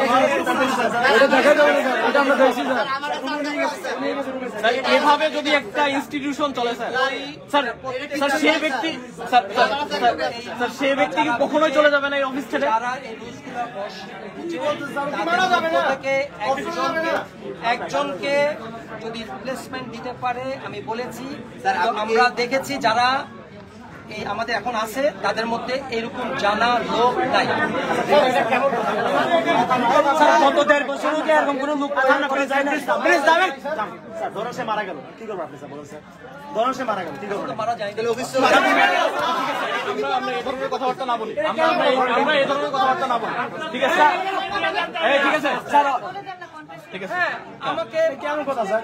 স্যার গত 1.5 বছর আমি বললাম তো, আমাকে শোনো, একটা হচ্ছে যে ভিসি প্রভিসি ওনারা ট্রান্সফার দেখেন, ওনারা যখনই আমাকে একজন রিপ্লেসমেন্ট দিতে পারে। আপনি কি অ্যাপ্লিকেশন করছেন স্যার? আমি তো অ্যাপ্লিকেশন করলে কে করবে? এটা কি আপনার নৈতিক দায়িত্ব না স্যার? এটা কি আপনার নৈতিক দায়িত্ব না? আপনি কোন পদক্ষেপ নেন না, আপনি তো কোনো পদক্ষেপ নেন না। এখন তো ধরে নিয়ে যায় পুলিশ, দিতে বাধ্য নিতে হবে তারা, তারপর কি করতে হবে? তখন হচ্ছে যে অফিস কাউকে দিবে, আমাকে পারবে না।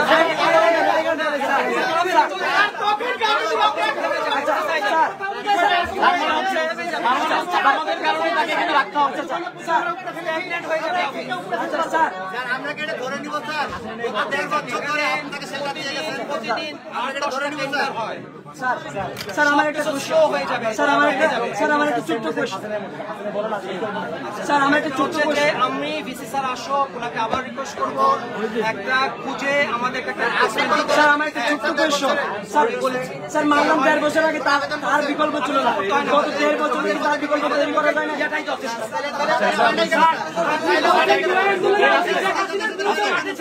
কিন্তু এই আন্দোলনের বিরুদ্ধে আপনাকে আবেদন করতে না। স্যার বলতে যাচ্ছে বিসি স্যার নিজে এই দোষরের আশ্রয়কারী, স্যার এটা তো বলতে যাচ্ছে না।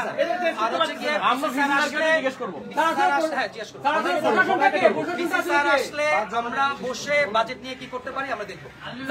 আমি এখন কিছু করতে পারবো না, আমার ক্ষমতা নেই। কাজ করবো কেন বলেন? আমি অফিস বন্ধ করে চলে যাবো স্যার, চলে যাই স্যার, কিভাবে কাজ করবো স্যার? অফিস বন্ধ করে চলে যাবো স্যার, আমার দরকার নাই স্যার। 2 মাস হয়ে যাচ্ছে আমাদের একটা টাকা ওনারা বসছে, ওনারা চিন্তা ভাবনা করে আমরা সংযোগ আচ্ছা স্যার, আমরা বাজেটের ইস্যু ডিল করে ফেলছি, বাজেটের ইস্যু নিয়ে কোনো কথা হবে না। বাজেট আমরা আদায় করে থাকবো। রুল আমিনকে আমরা রুল আমিনের ইস্যুতে কথা বলি। স্যার বাসায় যাবো, তোর প্রয়োজন রাইট নাও। রুল আমিনকে এখনই গ্রেফতার আপনারা দিতে পারবেন না, আপনারা তো সংসদে বসতে পারতেন। তুমি এটা করো, এই আজকে 2 মাস হয়ে গেছে স্যার, আপনারা দিতে পারবেন না। স্যারকে বলবো উনি আমাকে একজন যিনি এই অফিসের কাজ বুঝেন এরকম একজনকে দিয়ে তাকে চেঞ্জ করে দিতে, কোনো সমস্যা নেই। আমার সাথে তার ব্যক্তিগত কিসের চেঞ্জ, কিসের চেঞ্জ? বিচার করবেন না, নিয়ে আসতে হবে। 1.5 বছর ধরে আমাদের পুলিশ সাথে স্যার পুলিশ করতেছে, কোনো পদক্ষেপ নেয় না। তারপরে আমরা বলবো, এরপরে বলতেছে বলবো। 2 মাস আগে আমি আসছিলাম, আমরা কয়েক মাস ধরে করে বারবার আসতেছি, প্রতিবারে বলছি বলবো বলবো, প্রতিবার এই বলার ধারাবাহিকতা আছে। এই বলার ধারাবাহিকতা আরো কত বছর লাগবে স্যার, এটা আমরা জানতে চাই।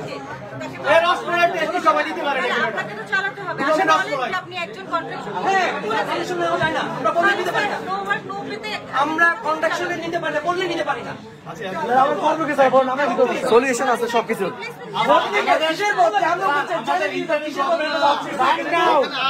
সংবিধানের বহির্ভূত চলতেছে আর তুই কুড়িকে আপনি বলতেন কথা বলছেন তাকে চ্যানেল ইউজ নিয়ে নতুন বাংলাদেশ চলবে।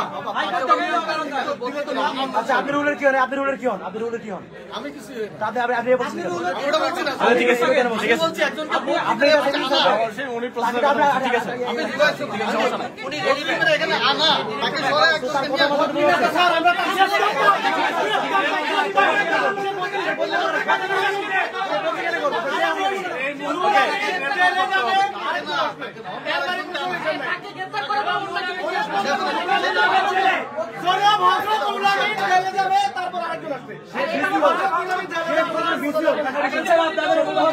সে যতক্ষণ এখানে থাকবে তার রিপ্লেসমেন্ট তাকে নিয়ে গেলে তার আমরা তাকে ধরে আমি চলে নিয়ে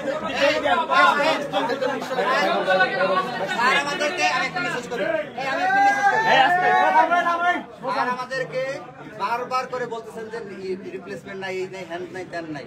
আমরা 5 আগস্টের পরে আন্দোলন কইরা ভিসি যারা মূল দায়িত্ব ছিল, মূল প্রশাসনে ভিসি প্রভিসি সহ যারা ছিল আগের ফেসিলিটির দোষক, তাদেরকে আমরা রাষ্ট্রের মাধ্যমে পদত্যাগ করে আমাদের অভ্যুত্থান সপক্ষ শক্তিতে নিয়ে আসছি। তাদের দায়িত্ব কি ছিল? রাষ্ট্রের দায়িত্ব তো রাষ্ট্র পালন করছে।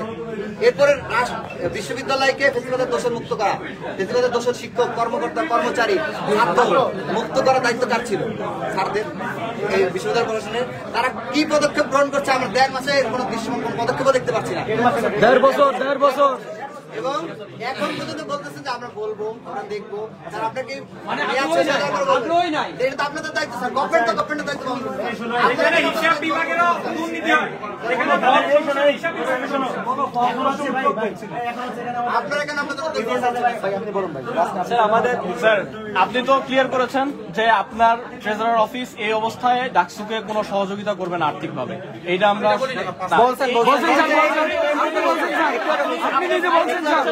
আপনি ফাইন্যান্স দিচ্ছেন না, তার মানে এইটাই। আমি কিভাবে কাজ করবো? তার মানে এইটা, এটা প্রথম বিষয়। দ্বিতীয় বিষয় হচ্ছে যে আপনি আপনার অফিসে আপনার অফিসে ফ্যাসিবাদের দোষর যে রুহুল আমিন আছে এখন পর্যন্ত আছে, তার বিরুদ্ধে আপনি ব্যক্তিগতভাবে কোনো ব্যবস্থা নিতে ব্যর্থ এবং আপনি এটা ব্যবস্থা নিবেন না বা ব্যবস্থা নিতে অক্ষম, এটাও বলি না। তাহলে আপনি কি ব্যবস্থা নেবেন? যেহেতু বলেননি, যেহেতু আপনি রিপ্লাই করেননি, তাহলে আপনি কি বলছেন এটা জানতে চাই।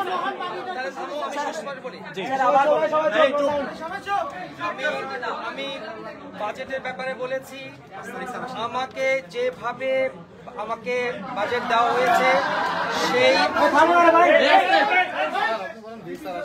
সেই বাজেটের আলোকে আমার যে আয় ব্যয় তোমাদের হিসাব দিয়েছি, এই অবস্থায় আমার পক্ষে কোনো কিছু করা সম্ভব না। আমরা ভাইস চ্যান্সেলর স্যার আসলে আমরা মিটিং করে আমরা কি করতে পারি, আমরা তখন তোমাদের সাথে বসে আমরা কথা বলে ঠিক করবো। এই ব্যাপারে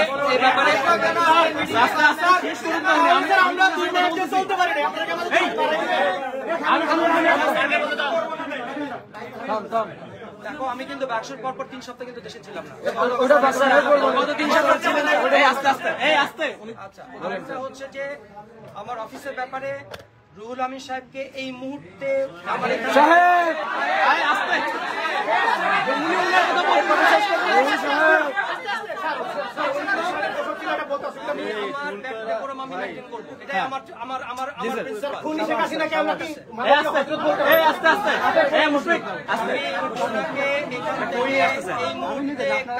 এই মুহূর্তে সরাইতে আমার কোনো আপত্তি নাই। আমাকে যদি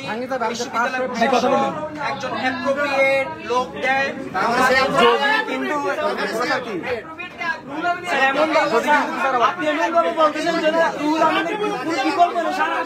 স্বীকার করছেন কিনা যে সিস্টেম সিদ্ধান্ত নিতে সমস্যা কোথায়? আমার কোনো সমস্যা নাই, আমি রিপ্লেসমেন্ট দিতে রাজি আছি, এই মুহূর্তেই রাজি আছি। দায়িত্ব তাকে সরাইয়া ব্যক্তিগত দোষক করার আপনার অফিস। এই অফিসটা অন্য অফিস থেকে ডিফারেন্ট। স্যার গভর্নমেন্ট থেকে ডিফারেন্ট। গভর্নমেন্ট আপনাদেরকে দেখো এতটাই ডিফারেন্স যে একজন খুনিকে 1.5 বছর যাবত রুমে রাখতে লাগে।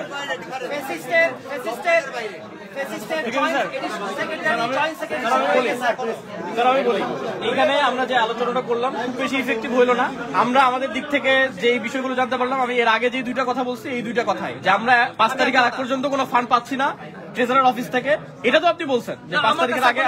ওকে, আপনি আমাকে একটা ইনস্টিটিউশন দেখান বিশ্ববিদ্যালয়ের যেটাতে কোনো বাজেট ছাড়া চলছে, যেটাতে কোনো ধরনের কোনো ফান্ড নাই, আর একটা ইনস্টিটিউশন দেখান। আচ্ছা, আমার প্রত্যেকটা খাতে নির্দিষ্ট পরিমাণ বাজেট অ্যালোকেট করা থাকে। সেই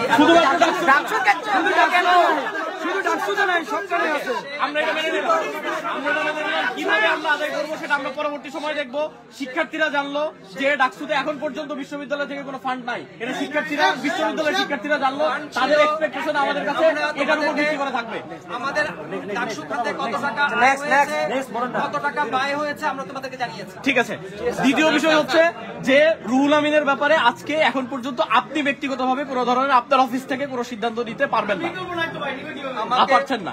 আমাকে আজকে এই মুহূর্তে যদি প্রশাসন একজনকে দিয়ে দেয়,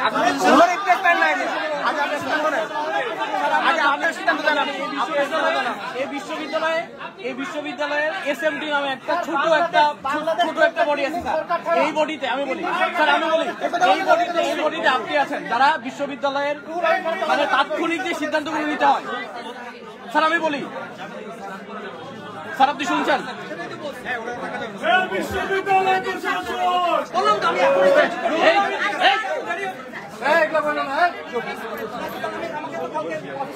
স্যার ঠিক আছে স্যার, সে আমাকে এখন এই মুহূর্তে যদি চেঞ্জ করে দেয় আমি নিতে রাজি আছি। আপনি প্রশাসন কেন না স্যার? আপনারা স্যার এটা অস্বীকার করতে পারবেন না স্যার আপনি? না স্যার, না, আমি বলতে পারি না।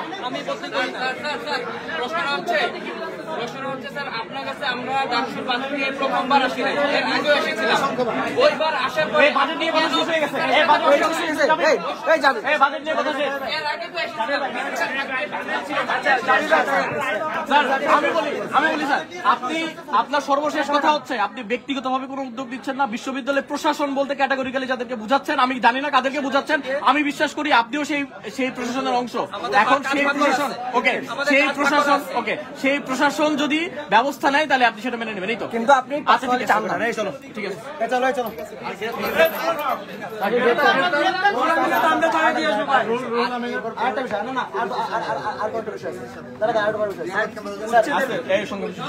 সর্বশেষ অলরেডি কমিটি আছে, সেই কমিটি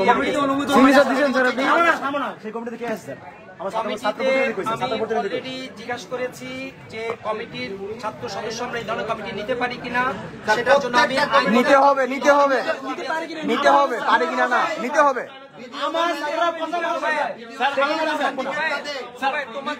আমি তো সবচেয়ে খুশি হব, তোমাকে আমি বলছি যে আমার নিয়মে ব্যর্থ হলে পরে আমার ঝামেলা হয়। সেটা ল রিটার্নের কাছে অনুমতি চলে আসলে আমি তোমাকে সিনেটে ছাত্র প্রতিনিধি থাকার কথা না স্যার এতদিন ধরে? এটা তদন্ত করে না আমি বলি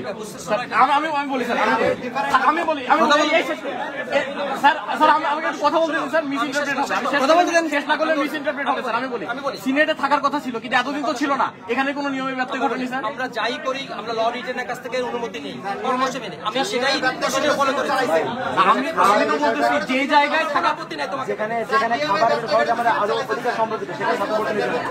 সেখানে সিনেট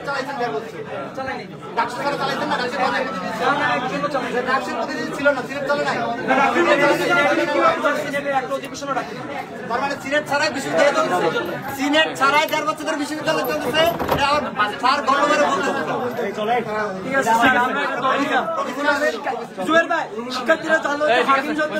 আপনারা মিডিয়া বলবো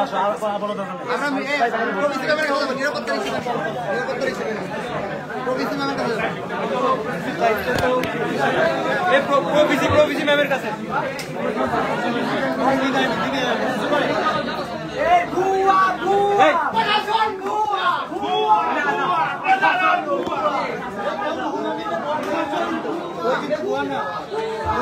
উনি জনাব রুহুল আমিন।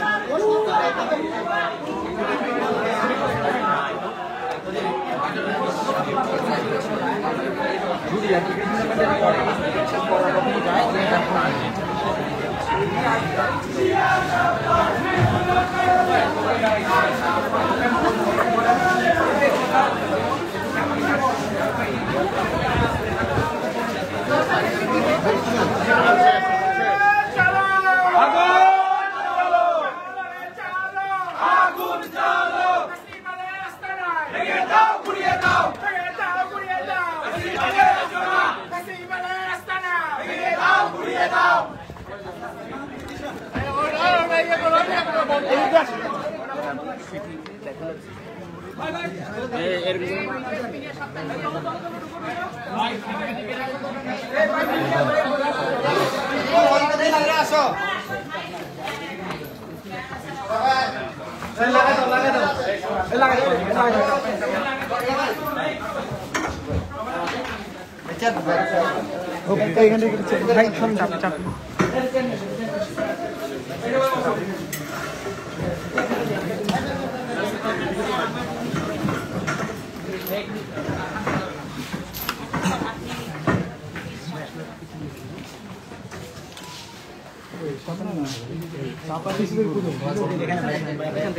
আমরা আগে কেউ কথা বলবো না, সবাই চুপ। মহিউদ্দিন ভাই আছে, ভাই বললে তারপর মাঝে যদি বলতে বলো তাহলে আমরা তো আসছিলাম একটা ছোট বিষয় আর কি, আমরা মনে করি খুবই ছোট বিষয়, কিন্তু এই বিষয়টা দীর্ঘদিন ধরে লেনদেন করা হচ্ছে। অথবা আমাদেরকে এক অফিস থেকে আরেক অফিস থেকে ট্রান্সফার করা হচ্ছে। প্রথম ইস্যু হচ্ছে ডাকসু নির্বাচন এবং দায়িত্ব গ্রহণ এই সব মিলায় প্রায় 1.5 মাসের মতো সময় পার হয়ে গেছে। এখন পর্যন্ত আমরা কোনো ধরনের বাজেট পাইনি। আমাদের টেনিয়র হচ্ছে 1 বছর। তো এই 1 বছর টেনিয়রের ভিতরে যদি 2 মাস শেষ হয়ে যায় এবং শিক্ষার্থীদের এক্সপেকটেশনটা শুরুর দিকে বেশি থাকে এবং সেই এক্সপেকটেশন আসে, আপনারা জানেন যে কীভাবে শিক্ষার্থীরা ভোট কাস্টিংটা কীরকম, তো সেই সামনে একটা চেয়ার দেন, সামনে একটা চেয়ার দেন।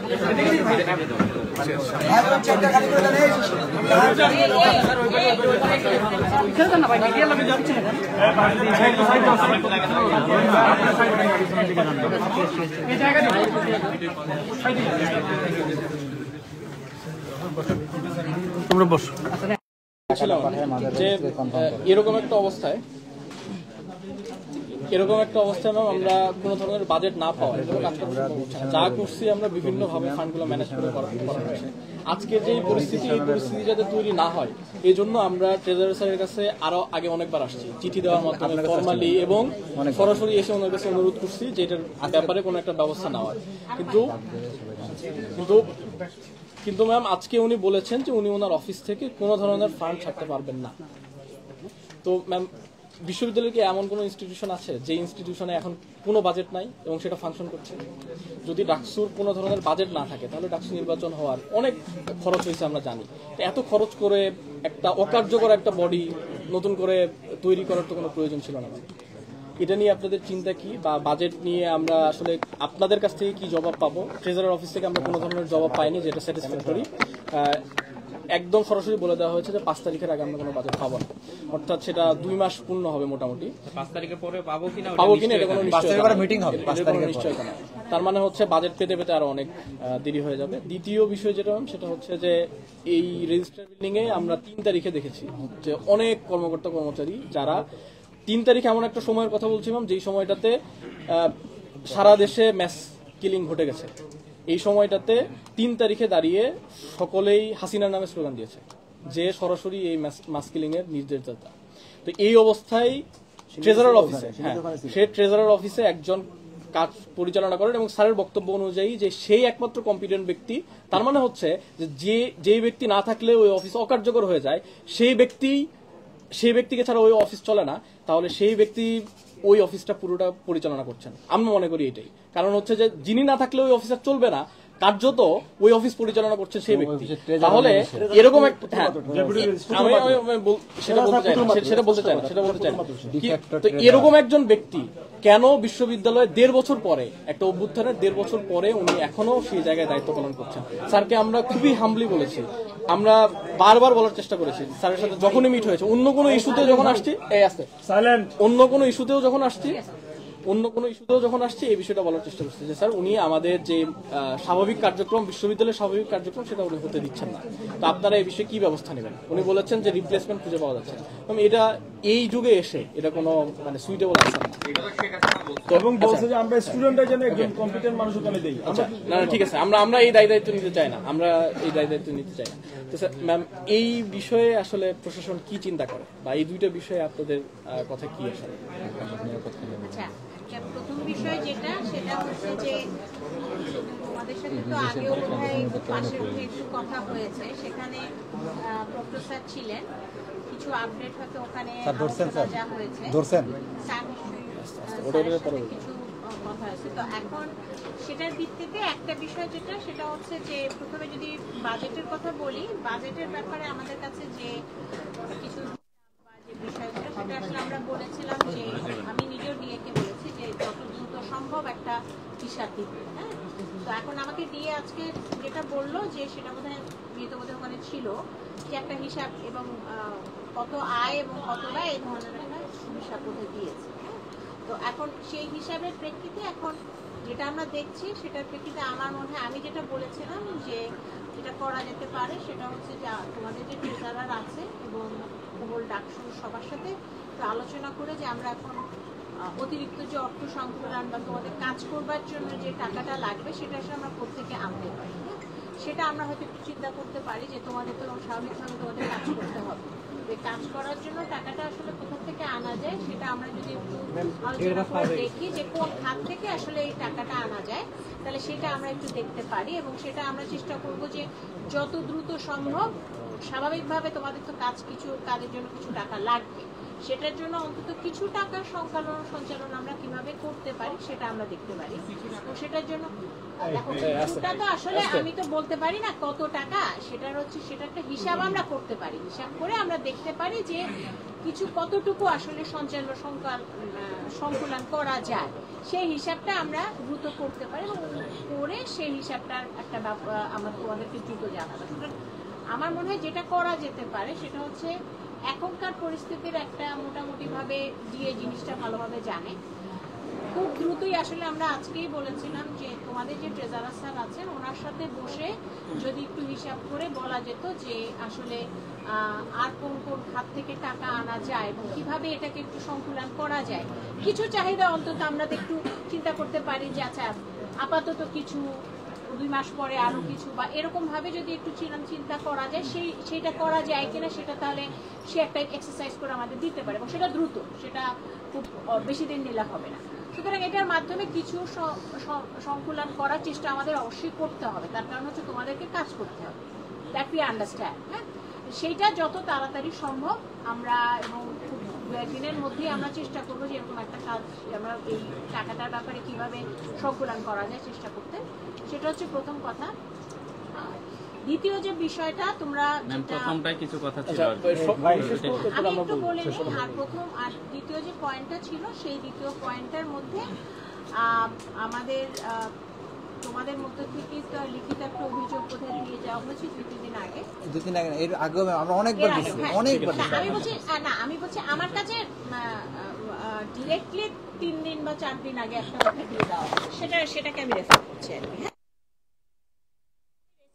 পাঠিয়ে দিয়েছিলাম এবং আমি ওটা বিসি স্যারকে পাঠিয়েছি এবং বিসি স্যারের কাছ থেকে আমি জিজ্ঞেস করেছি যে স্যার এই ব্যাপারে এখন কি ইনস্ট্রাকশন, তো সেই হিসেবে এখন তোমরা যেহেতু আজকে আরেকবার আসছো তো সেখান থেকে আসলে স্যারের সাথে আমাদের কথা হচ্ছিল, কথার সময় সেই সময় আসলে তোমরা এখানে আসলে তো এখন আমরা স্যারের কাছ থেকে হয়তো একটা ইনস্ট্রাকশন নিব যে দ্রুত কি করা যেতে পারে। আমরা বলতে পারেন আমাদের যেটা রুল আমিনের ব্যাপারে যেটা আমাদের আলোচনা সেটা হলো আমাদের সাধারণত যে অফিসের যিনি কর্মকর্তা তিনি যখন বলেন, যেমন তোমাদের ওই স্মারকলিপিটা উনি রেজিস্ট্রার সাহেবকে দিয়েছেন, আমাদের হলো যে যেহেতু উনি ট্রেজারার অফিসের স্টাফ, যেহেতু উনি ট্রেজারার সাহেবের স্টাফ, ট্রেজারার সাহেব নির্দেশনা দিলে রেজিস্ট্রার সাহেব যথাযথ ব্যবস্থা নেবেন এবং সে ব্যাপারে প্রশাসনিকভাবে এসএমটি একমত। আপনার অফিসের স্টাফ আপনি ব্যবস্থা নেবেন,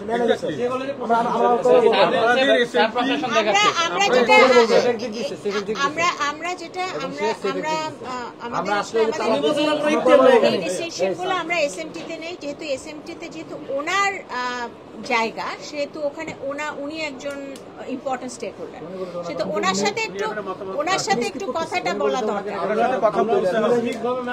যতদূর মেনশন করেছি যে আপনি এসএমজির একজন গুরুত্বপূর্ণ স্টেক হোল্ডার, আপনি কেন এটা চাচ্ছেন না? আপনি তো প্রশাসনের অংশ। উনি বলেন যে উনি ট্রান্সফার করেন না বা ট্রান্সফার করার জুরিসডিকশন ওনার না, এটা হচ্ছে ওনার স্টেটমেন্ট। এখন ম্যাম উনি প্রশাসন না, ম্যাম তার কথা হচ্ছে আমরা ঢাকা ইউনিভার্সিটির প্রতিনিধি, আমরা আপনাকে আজকে কথা বলার জন্য আমরা আজকে আসছি। দুইটা গেটে এরকম বড় বড় তালা মারা আছে, এটা হাতি বেতার কেন সিগল ম্যাম দেখেন আপনি? এই সিগল তালা মারা রাখছেন না, দেখতে চান না ম্যাম? দেখেন না আপনি তালা মারা মানে কি? তালা মারা উঠছে কি ম্যাম? তাহলে সাইডে দেওয়া হয়েছে তালা মারে, তালা মারা মানে গাপলা আছে, কেন গাপলা থাকে এখানে? আমরা কি 24 খেলতে আসছিলাম এখানে? তালা কেন মারা হয়েছে?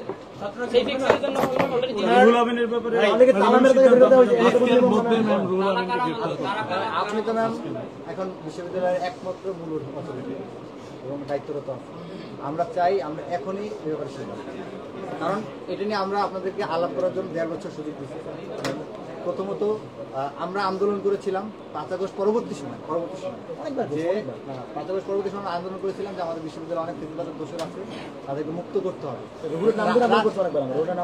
রাষ্ট্রের যে দায়িত্ব ছিল, হ্যাঁ রাষ্ট্রের যে দায়িত্ব ছিল যে এখানে ফেসিবাদের, আমরা রাষ্ট্রের কাছে তখন দাবি জানিয়েছিলাম যে আমাদের বিশ্ববিদ্যালয়কে ফেসিবাদের দোষী মুক্ত করতে হবে। রাষ্ট্র কী করছে? মাসুদ কামাল এবং প্রভৃতি যারা তৎকালীন রেজিস্ট্রার যারা ছিলেন তাদেরকে সরাই দিয়েছে। সরাই দিয়ে যারা জুলাইয়ের সপক্ষের সাথে যারা আন্দোলনের সামনে সরাই দিয়েছিলেন, আপনাদেরকে দায়িত্ব দিচ্ছে যে বিশ্ববিদ্যালয়ের বাকি অংশ ফেসিবাদের দোষী মুক্ত করার জন্য। কিন্তু আমরা অত্যন্ত ব্যক্তিগত লক্ষ্য করছি যে আমরা বারবার করে স্মারকলিপি দিচ্ছি শিক্ষকদের ব্যাপারে, শিক্ষক কর্মকর্তা ছাত্র তাদের ব্যাপারে রুগুলের নামে বারবার মিছিল হয়েছে, সবার ব্যাপার আমরা বারবার জানাইছিলাম। 1.5 বছর ধরে আমরা আস্তে আস্তে ক্লান্ত। আপনারা কি আপনাদের দায়িত্ব নাকি ঠিকভাবে পালন করছেন যে আমরা সেটা জানতে চাই। কারণ 1.5 বছর হয়ে গেছে, এখন পর্যন্ত নাম কাওয়াজতে কিছু শিক্ষার্থীকে তাও সেই তদন্তের ত্রুটি আছে। শিক্ষার নাম কাছে কয়েক গুটি করে শিক্ষার্থীকে মানে যারা আপনার গণহত্যার সাথে ছিল এবং নাম কাছে শিক্ষকের ব্যাপারে এখন শিক্ষকের আমরা এটাতে এই কারণে একটু কনফিডেন্ট শিক্ষকদের ব্যাপারটাতে যে শিক্ষকদের সাথে সরাসরি স্টুডেন্টদের সংশ্লিষ্টতা থাকার কারণে দেখা গেছে যে অনেক ডিপার্টমেন্টে শিক্ষার্থীরা বয়কট করার কারণে তারা আসে, তারা এমনিতেই সাইডেড হয়ে গেছে। কিন্তু কর্মকর্তারা হ্যাঁ আসছেন, তাদের ব্যাপারে আমরা আবার কথা বলবো, কিন্তু শিক্ষার্থীরা এই ব্যাপারে সরাসরি পদক্ষেপ নিতে পারতেছেন। কিন্তু রেজিস্টার বিল্ডিংয়ে যেহেতু শিক্ষার্থীরা নিয়মিত আসেন না, সরাসরি ইন্টারেকশন হয় না, তো এই বিষয়গুলো তো আমাদের দেখা দরকার যে আসলে কারা এই ধরনের পদক্ষেপ নিয়েছিল সেই সময়টাতে এবং এখন তারা কোন পর্যায়ে আছে। তো এখন এই বিষয়গুলো নিয়ে যখন আমরা আসছি বারবার দায়িত্ব এড়িয়ে যাওয়ার একটা প্রবণতা দেখতেছি। স্যার বারবার ক্লিয়ারলি বলতেছেন উনি দিনে 500 থেকে 700 সাইন করেন, সবকিছু ওনার দেখার সুযোগ হয় না। তার মানে উনি বোঝাতে চাচ্ছেন যে রুহুল আমিনই হলো ট্রেজারার, ডিফেক্টো ট্রেজারার, সেই সবকিছু যাই দেখাচ্ছে তাই সাইন হচ্ছে, যা নিয়ে আসতেছে তাই। তার মানে কি ঢাকা বিশ্ববিদ্যালয়ে বড় সড়ো উনি বারবার অল্টারনেটিভ শব্দটা ইউজ করছে, মনে হচ্ছে আবার জনাব রুহুল আমিন বলতেছে। জনাব রুহুল আমিন জীবনে মারা যাবেন না, 8 বছর উনি মারা যাওয়ার পরে ওনাকে স্ট্যাচু করে ওই অফিস চালানো হবে। মানে কথা না বলি আর সামারি হচ্ছে কথা সামারি হচ্ছে আমরা এখন যে আসছি আমরা চাই এখান থেকে রুহুল আমিনকে গ্রেফতার করে দেওয়া হয়েছে। এটা তো আমাদের তালা ভিডিও দেখা, যেহেতু রুহুল আমিনের স্পষ্ট ভিডিও আছে, সে 3টা দেখে ক্যাম্পাসে জয় বাংলা স্লোগান দিয়েছে গণহত্যা সপক্ষে। আপনি বুঝতে পারছেন আপনি দেখেন এখন এক্সিস্ট করে বাজেটের ব্যাপারে এবং যদি বাজেটের ব্যাপারে যেহেতু বিসি স্যারের অনুমতি লাগবে এটা আমরা মেনে নিলাম, কিন্তু রুহুল আমিনকে গ্রেফতার করতে তো বিসি স্যারের অনুমতি এখানে দরকার হচ্ছে না। এখান থেকে ম্যাম আমরা একটা ডিসিশন নিয়ে যেতে চাই রুহুল আমিনের ব্যাপারে। কমিউনিকেট করার চেষ্টা করেছিলাম, স্যার বোধহয় কিছু পরামর্শ দিয়েছেন। স্যারের পরামর্শ এবং আমাদের এসএমটি হলো যে ট্রেজারার স্যার মতামত ট্রেজারার স্যার কানেক্টেড হয়নি, হয়তো তোমরা ছিল এই ধরনের কানেক্টেড হতে পারেন নাই, ওনার সাথে একটু কথা বলার সুযোগ দিতে হবে। হ্যাঁ তো স্যার বলছেন যে মানে বিশ্ববিদ্যালয় প্রশাসন যদি চায় তাহলে আজকেই এটা হইতে পারে।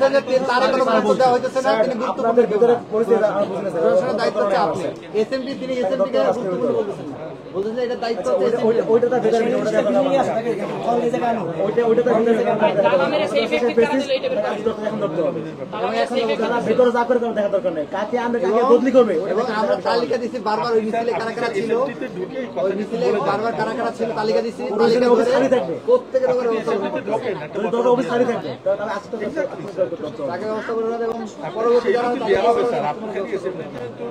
কানেক্টেড আছে বলেন যে ওকে সরিয়ে দেওয়ার ব্যবস্থা করেন, আমরা এখনই ব্যবস্থা নিই। আরেকটা যেটা বললেন যে একটা মানে সাময়িক, অবশ্যই আপনার সাথে পরামর্শ করে দেওয়া হবে স্যার, এটা তো কখনোই হয় না। আমি আসলে ছোট বলি না, আমি কিছু বলতে কিন্তু কিছু কিছু বলতে আমরা যেটা বুঝি যে আমাদের যেটা পাওয়ার আমাদের ম্যাম যেটা পাওয়ার কথা ছিল, আমাদের যেটা অধিকার ছিল, আমরা পুরোটাই চাই সে, এবং সেটা দ্রুত সময় সেটা তো আপনার সাথে আলাপ করেই দেওয়া হবে, বারবার এই প্রসেসের জানেন যেটা চাই না একটা বিল্ডিং এর আপনি এসএমডিতে ঢুকে একটু মতামত দেন, আমরা একসাথে যাই। বাজেটের বিষয়টা তো খুবই যৌক্তিক, তার কারণ হচ্ছে যে দুইটাই যৌক্তিক, কিন্তু এটার কথা বলছি যে বাজেটের বিষয়টা তো উনি এসএমডিতে ঢুকতেছে, বাজেটের বিষয়টা তো খুবই জরুরি, হ্যাঁ, এবং যৌক্তিক। সেটার ক্ষেত্রে আমাদের খরচ হয়ে গেল, আমাদের যেটা চিন্তা করতে হবে সেটা হচ্ছে যে কোন খাত থেকে ব্যবস্থা করে আমরা কিছু বলতে, আমি আসলে যেটা বুঝতে চাচ্ছি যে টোটালটার মধ্যে অন্তত তোমরা যে তোমাদের যেটা দরকার তার কিছু অংশ অন্তত আমরা এখন দিলাম, কিছু অংশ যদি ভাগ ভাগ করে দেওয়ার ব্যাপার আমি জানি না। আচ্ছা বলো, ও বলে সামনে আমাদের মিত্র ওর কাছে মামলা আটকেছে, মুজাম্মেল আটকাইছে, আটকে তাকে বলতেছে যে তোমার কাছে নোটিশ আছে, তুমি কেন এখন টিম পাঠাবো এখন তাড়াতাড়ি যদি মুজাম্মেল থাকবে না, তোমাদের বাজেটের যে ব্যাপারটা আমি সদস্যকে আটকে রেখেছে, আটকে রেখে আমরা গেলে সবগুলো বান্ধা নিয়ে আমরাই যাই স্যার, আমরাই যাই, আমরা টিম দিয়ে আচ্ছা তোমরা কথা বলো, আমি মহিদের সাথে তোমাদের বাজেটের ব্যাপারটা আমি যেহেতু তোমাদের এটা তো জরুরি দরকার, সেটা কোন কোন খাত থেকে টাকাটা বের করা যায় এটা তো আর আমি জানি না এখন এই মুহূর্তে, এটা আমি একটু কথা বলে আমি বলবো যে এটা যত দ্রুত সম্ভব, এটা মানে এটা দ্রুত বলতে আসলে আমি দ্রুতই বোঝাতে চাচ্ছি, যত দ্রুত সম্ভব এখান থেকে আমি কিছু বলতে যেটা বোঝাতে চাচ্ছিলাম, তোমরা যেটা চাচ্ছ তার যদি অন্তত 50% আমরা একবার দিলাম, তারপরে না হয় একটু, এটা তো আসলে আমি বলতে পারি না আসলে টাকাটা কোন খাতে কিভাবে আছে, তো এইটা দেওয়ার ব্যবস্থা যাতে করা হয় সেটা আমি অবশ্যই চেষ্টা করবো। হ্যাঁ, আর সেকেন্ড যে পয়েন্টটা, সেকেন্ডটা স্যারের সাথে যেহেতু কথা হচ্ছে, আমাদেরকে একটু সময় দাও, আমি এই জায়গায় যে মানে এই যে আমি একটু বলি, হ্যাঁ, যেহেতু আমাদের রুটিন দায়িত্বে আমাদের নিয়মটা হচ্ছে যে বেসিক কিছু কাজগুলো করা, অন্যান্য বিষয়গুলো সাধারণত ভাইস চ্যান্সেলর স্যার মানে যেহেতু যিনি মূল ভাইস চ্যান্সেলর তিনি করেন, হ্যাঁ, সেই কারণে ওনার সাথে একটু আলোচনা করে ওনার মতামত সেটা নিয়ে আমরা করব, এবং এটা যত দ্রুত সম্ভব এটা আমরা চেষ্টা করবো আজকে অবৈধ দোকান সব বন্ধ হবে, এটা বিশ্ববিদ্যালয়ের সিদ্ধান্ত। দুই দিক থেকে আপনার জুরিসডিকশনে পড়ে আমি জানিয়েছি সবাইকে, তোমাকে ধরে ধরে জানাতে হবে না, কোনো অবৈধ দোকান ক্যাম্পাসে থাকবে না, আমরা এটা আজকে দেখি, এটা সিদ্ধান্ত বিশ্ববিদ্যালয়ের। আমি চেষ্টা করবো যে এটা থেকে একটা মোটামুটি একটা কংক্রিট এটা স্টেট অফিস জানে কোনটা অবৈধ না অবৈধ, একটা সপ্তাহ আসছে, পাবলিককে জানানোর দরকার নেই, যারা অবৈধ তারা জানে। It is not issue of public, it is an issue of অবৈধ দোকান। বহুবার মাইকিং করা হয়েছে, নোটিশ দেওয়া হয়েছে, 19 তারিখে নোটিশ দিয়েছি, কোনো অবৈধ দোকান ক্যাম্পাসে থাকবে না, স্টেট অফিসের অনুমোদিত কোনো দোকান থাকবে না। ঠিক আছে, তোমরা সহযোগিতা করবা না, তোমরা সহযোগিতা করবা, ঠিক আছে। রেগে যাচ্ছি কারণ তুমি প্রশ্ন করো কোনটা অবৈধ অবৈধ, এটা কি আমি না জেনে বলেছি কোনটা বৈধ অবৈধ? আমরা তো কোনো বৈধ দোকান উঠাবো না। তুমি স্টেট অফিসের তালিকা তোমাকে পাঠাচ্ছি, তুমি দেখো বৈধ দোকান উঠাই কিনা, আমি তোমার স্টেট অফিসের তালিকা পাঠাচ্ছি,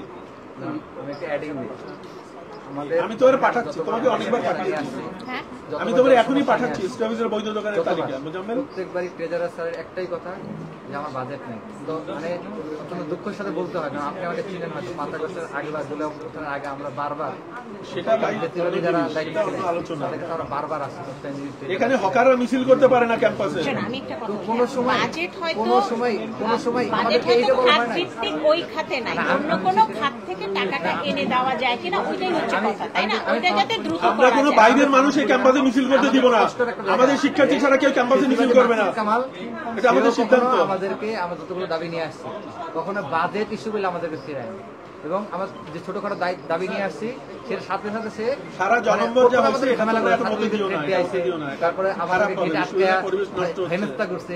একদিন আমাকে বিসি অফিসের সামনে মিছিল নিয়ে আসতেছিলাম, বিসি বাসভবনের সামনে আমাদেরকে প্রক্রিয়ার টিম দিয়ে আমাদেরকে ফিটাইছে, এরকম ঘটনা ঘটছে। কিন্তু তারপরেও আমরা যখন মাকসুদ কামালের কাছে যখন সব ঝড়ঝঞ্ঝা করে তার কাছে আমি উপস্থাপন করছি, সে আমাদের এখন সরকারের সাথে দাবি থাকলে সরকার করে দিচ্ছে। কিন্তু অত্যন্ত দুঃখজনক হলো আমি সরকার না, বিশ্ববিদ্যালয় সরকার না ভাই, সরকারি হলে মেয়েদেরকে বানর এসে সরকারি লোক এসে যে উদ্যোগ করে, সিটি কর্পোরেশন ছিল, পুলিশ ছিল, সমাজসেবা অধিদপ্তর, সরকারের লোক এসে উচ্ছেদ করেছে ভাই, সরকারের লোক প্রায় 1 মাস ধরে ঘোরার পরে গত বৃহস্পতিবার আমাকে ট্রেজারার স্যার জানাইলেন যে আরো একটা ফর্মাল অ্যাপ্লিকেশন দিতে হবে, দিলে তারপরে তারা আবার একটা পদক্ষেপ গ্রহণ করবে। এটা একটা ছোট একটা উদাহরণ দিলাম, যতগুলো দাবি নিয়ে আসছি সবগুলোর ক্ষেত্রে সেম, সবগুলোর ক্ষেত্রে। আর ভাই কালকে আমার টিমকে মেরেছে, আমার টিমকে আহত করেছে, কালকে আমি করেছি যে আমার টিমকে আহত করেছে ওরা, 19 আমার টিমকে মেরেছে 19 সালের আগ পর্যন্ত, মানে 90 থেকে 19 পর্যন্ত, 28 বছর। এই 28 বছর প্রতি বছর স্টুডেন্টদের 60 120 টাকা করে টাকা দিচ্ছে। ভাই তোমারে আমি বৈধ দোকানের তালিকা পাঠাই, তুমি আমার টিমকে সহায়তা করো এদের উচ্ছেদ করার জন্য। এই টাকার হিসাব তৎকালীন প্রশাসন দিতে পারে নাই, যায় নাই আমার কাছে। বহুবার বলা হয়েছে ওরা না গেলে সিটি কর্পোরেশন ছিল, পুরোটা লাইভে ছিল, সেই তারা দিতে পারে নাই আগের হিসাব। তার এই হিসাবের বাইরে মানে স্টুডেন্টদের যে চাঁদা, সেটার বাইরে যে বিশ্ববিদ্যালয়ের বাজেট নিরাপত্তা আগে মাত্র 1 মাসের ব্যবধানে 1,89,00,000 টাকা বাজেট বুঝাই দিচ্ছে। এটা তখন বিশ্ববিদ্যালয়ের বাজেট এটা আমাদের দায়িত্ব না, গভর্নমেন্টকে দেওয়া হয়েছিল 800 কোটি সামথিং, এটা আমাদের দায়িত্ব না। এখন প্রায় 950 কোটি টাকা বাজেট ইউনিভার্সিটি আমাদের দায়িত্ব না ভাই। তারপর আমাদের কেন কোনো কিছু আমি বৈধ দোকানের তালিকা পাঠাচ্ছি, তুমি এদের সহায়তা করো, তখন সবকিছু হয়ে যেত। এখন কেন কোনো কিছুতে যাইতে হইলে আমাদেরকে বলে বাজেট নেই, আমাদের কেন বারবার ঘোরানো হয়। তারপরে কিছু এখন বলার কথা ছিল যে অভ্যুত্থানের পরবর্তী সময়ে সরকারের সহযোগিতা হয়েছে, এখানে সরকারি এজেন্সি ছিল, বাজেট চাইবে, সিটি কর্পোরেশন ছিল, পুলিশ ছিল, সমাজসেবা অধিদপ্তর ছিল, মেট্রোর লোক ছিল, এখনো মানে মেট্রো ডিএমডি কত ভাই সরকারের কয় ধাপে দিব, 2 মাস হয়ে গেছে কিন্তু সরকার ছিল। আমাদের আক্ষেপের জায়গা এখানে যে আমরা কি আমাদের যে ন্যায্য হিস্সাটা আমাদের নিয়মানুযায়ী সহায়তা করো, ওইটা তো ওই 1 কোটি আমাদের নির্বাচিত হওয়ার দিন পরে আমি যেদিন আমি ডিএসকে ডেকে আমি বলেছিলাম যে তখন সাদিক আমাকে জিজ্ঞেস করেছিল, তখন আমি বলছিলাম যে আপনি একটু যেহেতু উনিও করা যায়, তো এটা হচ্ছে একেবারে নির্বাচনের জাস্ট পর আর কি। হ্যাঁ, তো এখন যেটা বিষয় সেটা হচ্ছে যে ঠিক আছে ওই খাতে যদি টাকা না থাকে অন্য খাত থেকে কিভাবে অ্যারেঞ্জ করা যায় সেটা দেখতে হবে, সেটা ব্যবস্থা করতে হবে। আমরা এখানে দুইটা জিনিস চাচ্ছি। প্রথমত হচ্ছে ওই যে 1,89,00,000 টাকা, এটা কিন্তু স্টুডেন্টদের যে যারা যে ফিটা প্রদান করে এই প্রদানের বাইরে যে দেওয়া হচ্ছে। আমাদেরকে যে বরাদ্দ, এই বরাদ্দটা তো দিতেই হবে, পাশাপাশি হচ্ছে 90 থেকে শুরু করে একেবারে 2026-25 পর্যন্ত স্টুডেন্টদের চাঁদা দিচ্ছে, এই চাঁদাটাও পাশাপাশি বুঝাই দিতে হবে। এবং পাশাপাশি আমি এখন ভেরিফাই করতে পারি না, আগের ডাকসু যারা ছিলেন তাদের একজনের মাধ্যমে আমরা হল সংসদ এর মাধ্যমে আমরা জানতে পারছি, আমাদের যে তৎকালীন যারা বিশ্ববিদ্যালয় তারা বলছিলেন আমরা এটা এখন ভেরিফাই করতে পারি যে বিশ্ববিদ্যালয়ের যে মূল বাজেট, সেই বাজেটের 5% আর বার্ষিক যে বাজেট এবারে 2 বা 5% বাজেট সেটা হচ্ছে ডাকসুর জন্য বরাদ্দ থাকে, মানে এটা হচ্ছে এটা আমাকে ভেরিফাই করতে হবে, করতে হবে।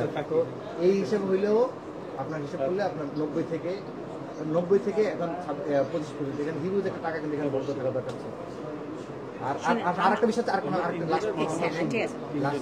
হচ্ছে যে আমরা ট্রেজারার স্যারের 2 মাস ধরে বারবার করে আসছে, আপনি চাকরি দেখাবেন অনেকবার আছে, অসংখ্যবার সুন্দরভাবে 5 জন 4 জন লিখিতভাবে দিচ্ছি দিয়ে বলছে আমাদের হিসাবটা বুঝাই দেন, আমাদের টাকাটা বুঝাই দেন। আজকে ট্রেজারার স্যার আমাদেরকে একটা কাগজ দেখাইলেন, যে কাগজে তিনি দেখাচ্ছেন যে 1,30,00,000 টাকা নির্বাচন বাবদ খরচ। এখন ডাকসুর যে টাকা, ডাকসুর টাকা দিয়ে তো নির্বাচন করার দায়িত্ব না, ডাকসুদের নির্বাচন আয়োজন করেন, নির্বাচন আয়োজন করে বিশ্ববিদ্যালয়, এই টাকাটা আছে বিশ্ববিদ্যালয় প্রশাসনের কাছ থেকে। তারপর আমাদের এই ধরনের বলা হয়েছে যে এটা মানে স্টুডেন্টদের ফি থেকে দেওয়া। আরেকটা একটু নিউজ দিই, রাজশাহী ইউনিভার্সিটিকে ডাকসুর কিন্তু কোনো বাজেট নষ্ট হয়নি, মানে ডাকসুর বাজেট আছে সবই। তাহলে আমাদেরকে বিভিন্নভাবে বলা হচ্ছে যে ডাকসুর বাজেট বিভিন্ন জায়গায় খরচ হয়েছে, ইউনিসি বিভিন্নভাবে বলো তারা নাকি বলছে। তো এটা ডাকসুতে যদি থাকে বাজেট, তাহলে ডাকসুর বাজেটগুলো কোথায় গেল? ডাকসুরও তো ইউজিসি আছে।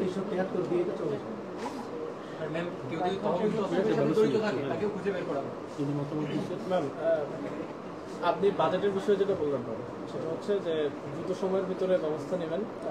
মানে দ্রুত সময়টা কবে এটা আমাদের একটু জানা দরকার। স্যার কি 5 তারিখ পর্যন্ত সময় নিয়েছেন? আমরা তো স্যার সময় এতদিন সময় দিতে পারবো না। 5 তারিখে যে আমরা পাবো এটা তো বলে নাই। 5 তারিখে পাবো তা তো 5 তারিখে যে তারা বসবে 5 তারিখে যে বসবে আমাদেরকে বাড়াই দেওয়া হবে।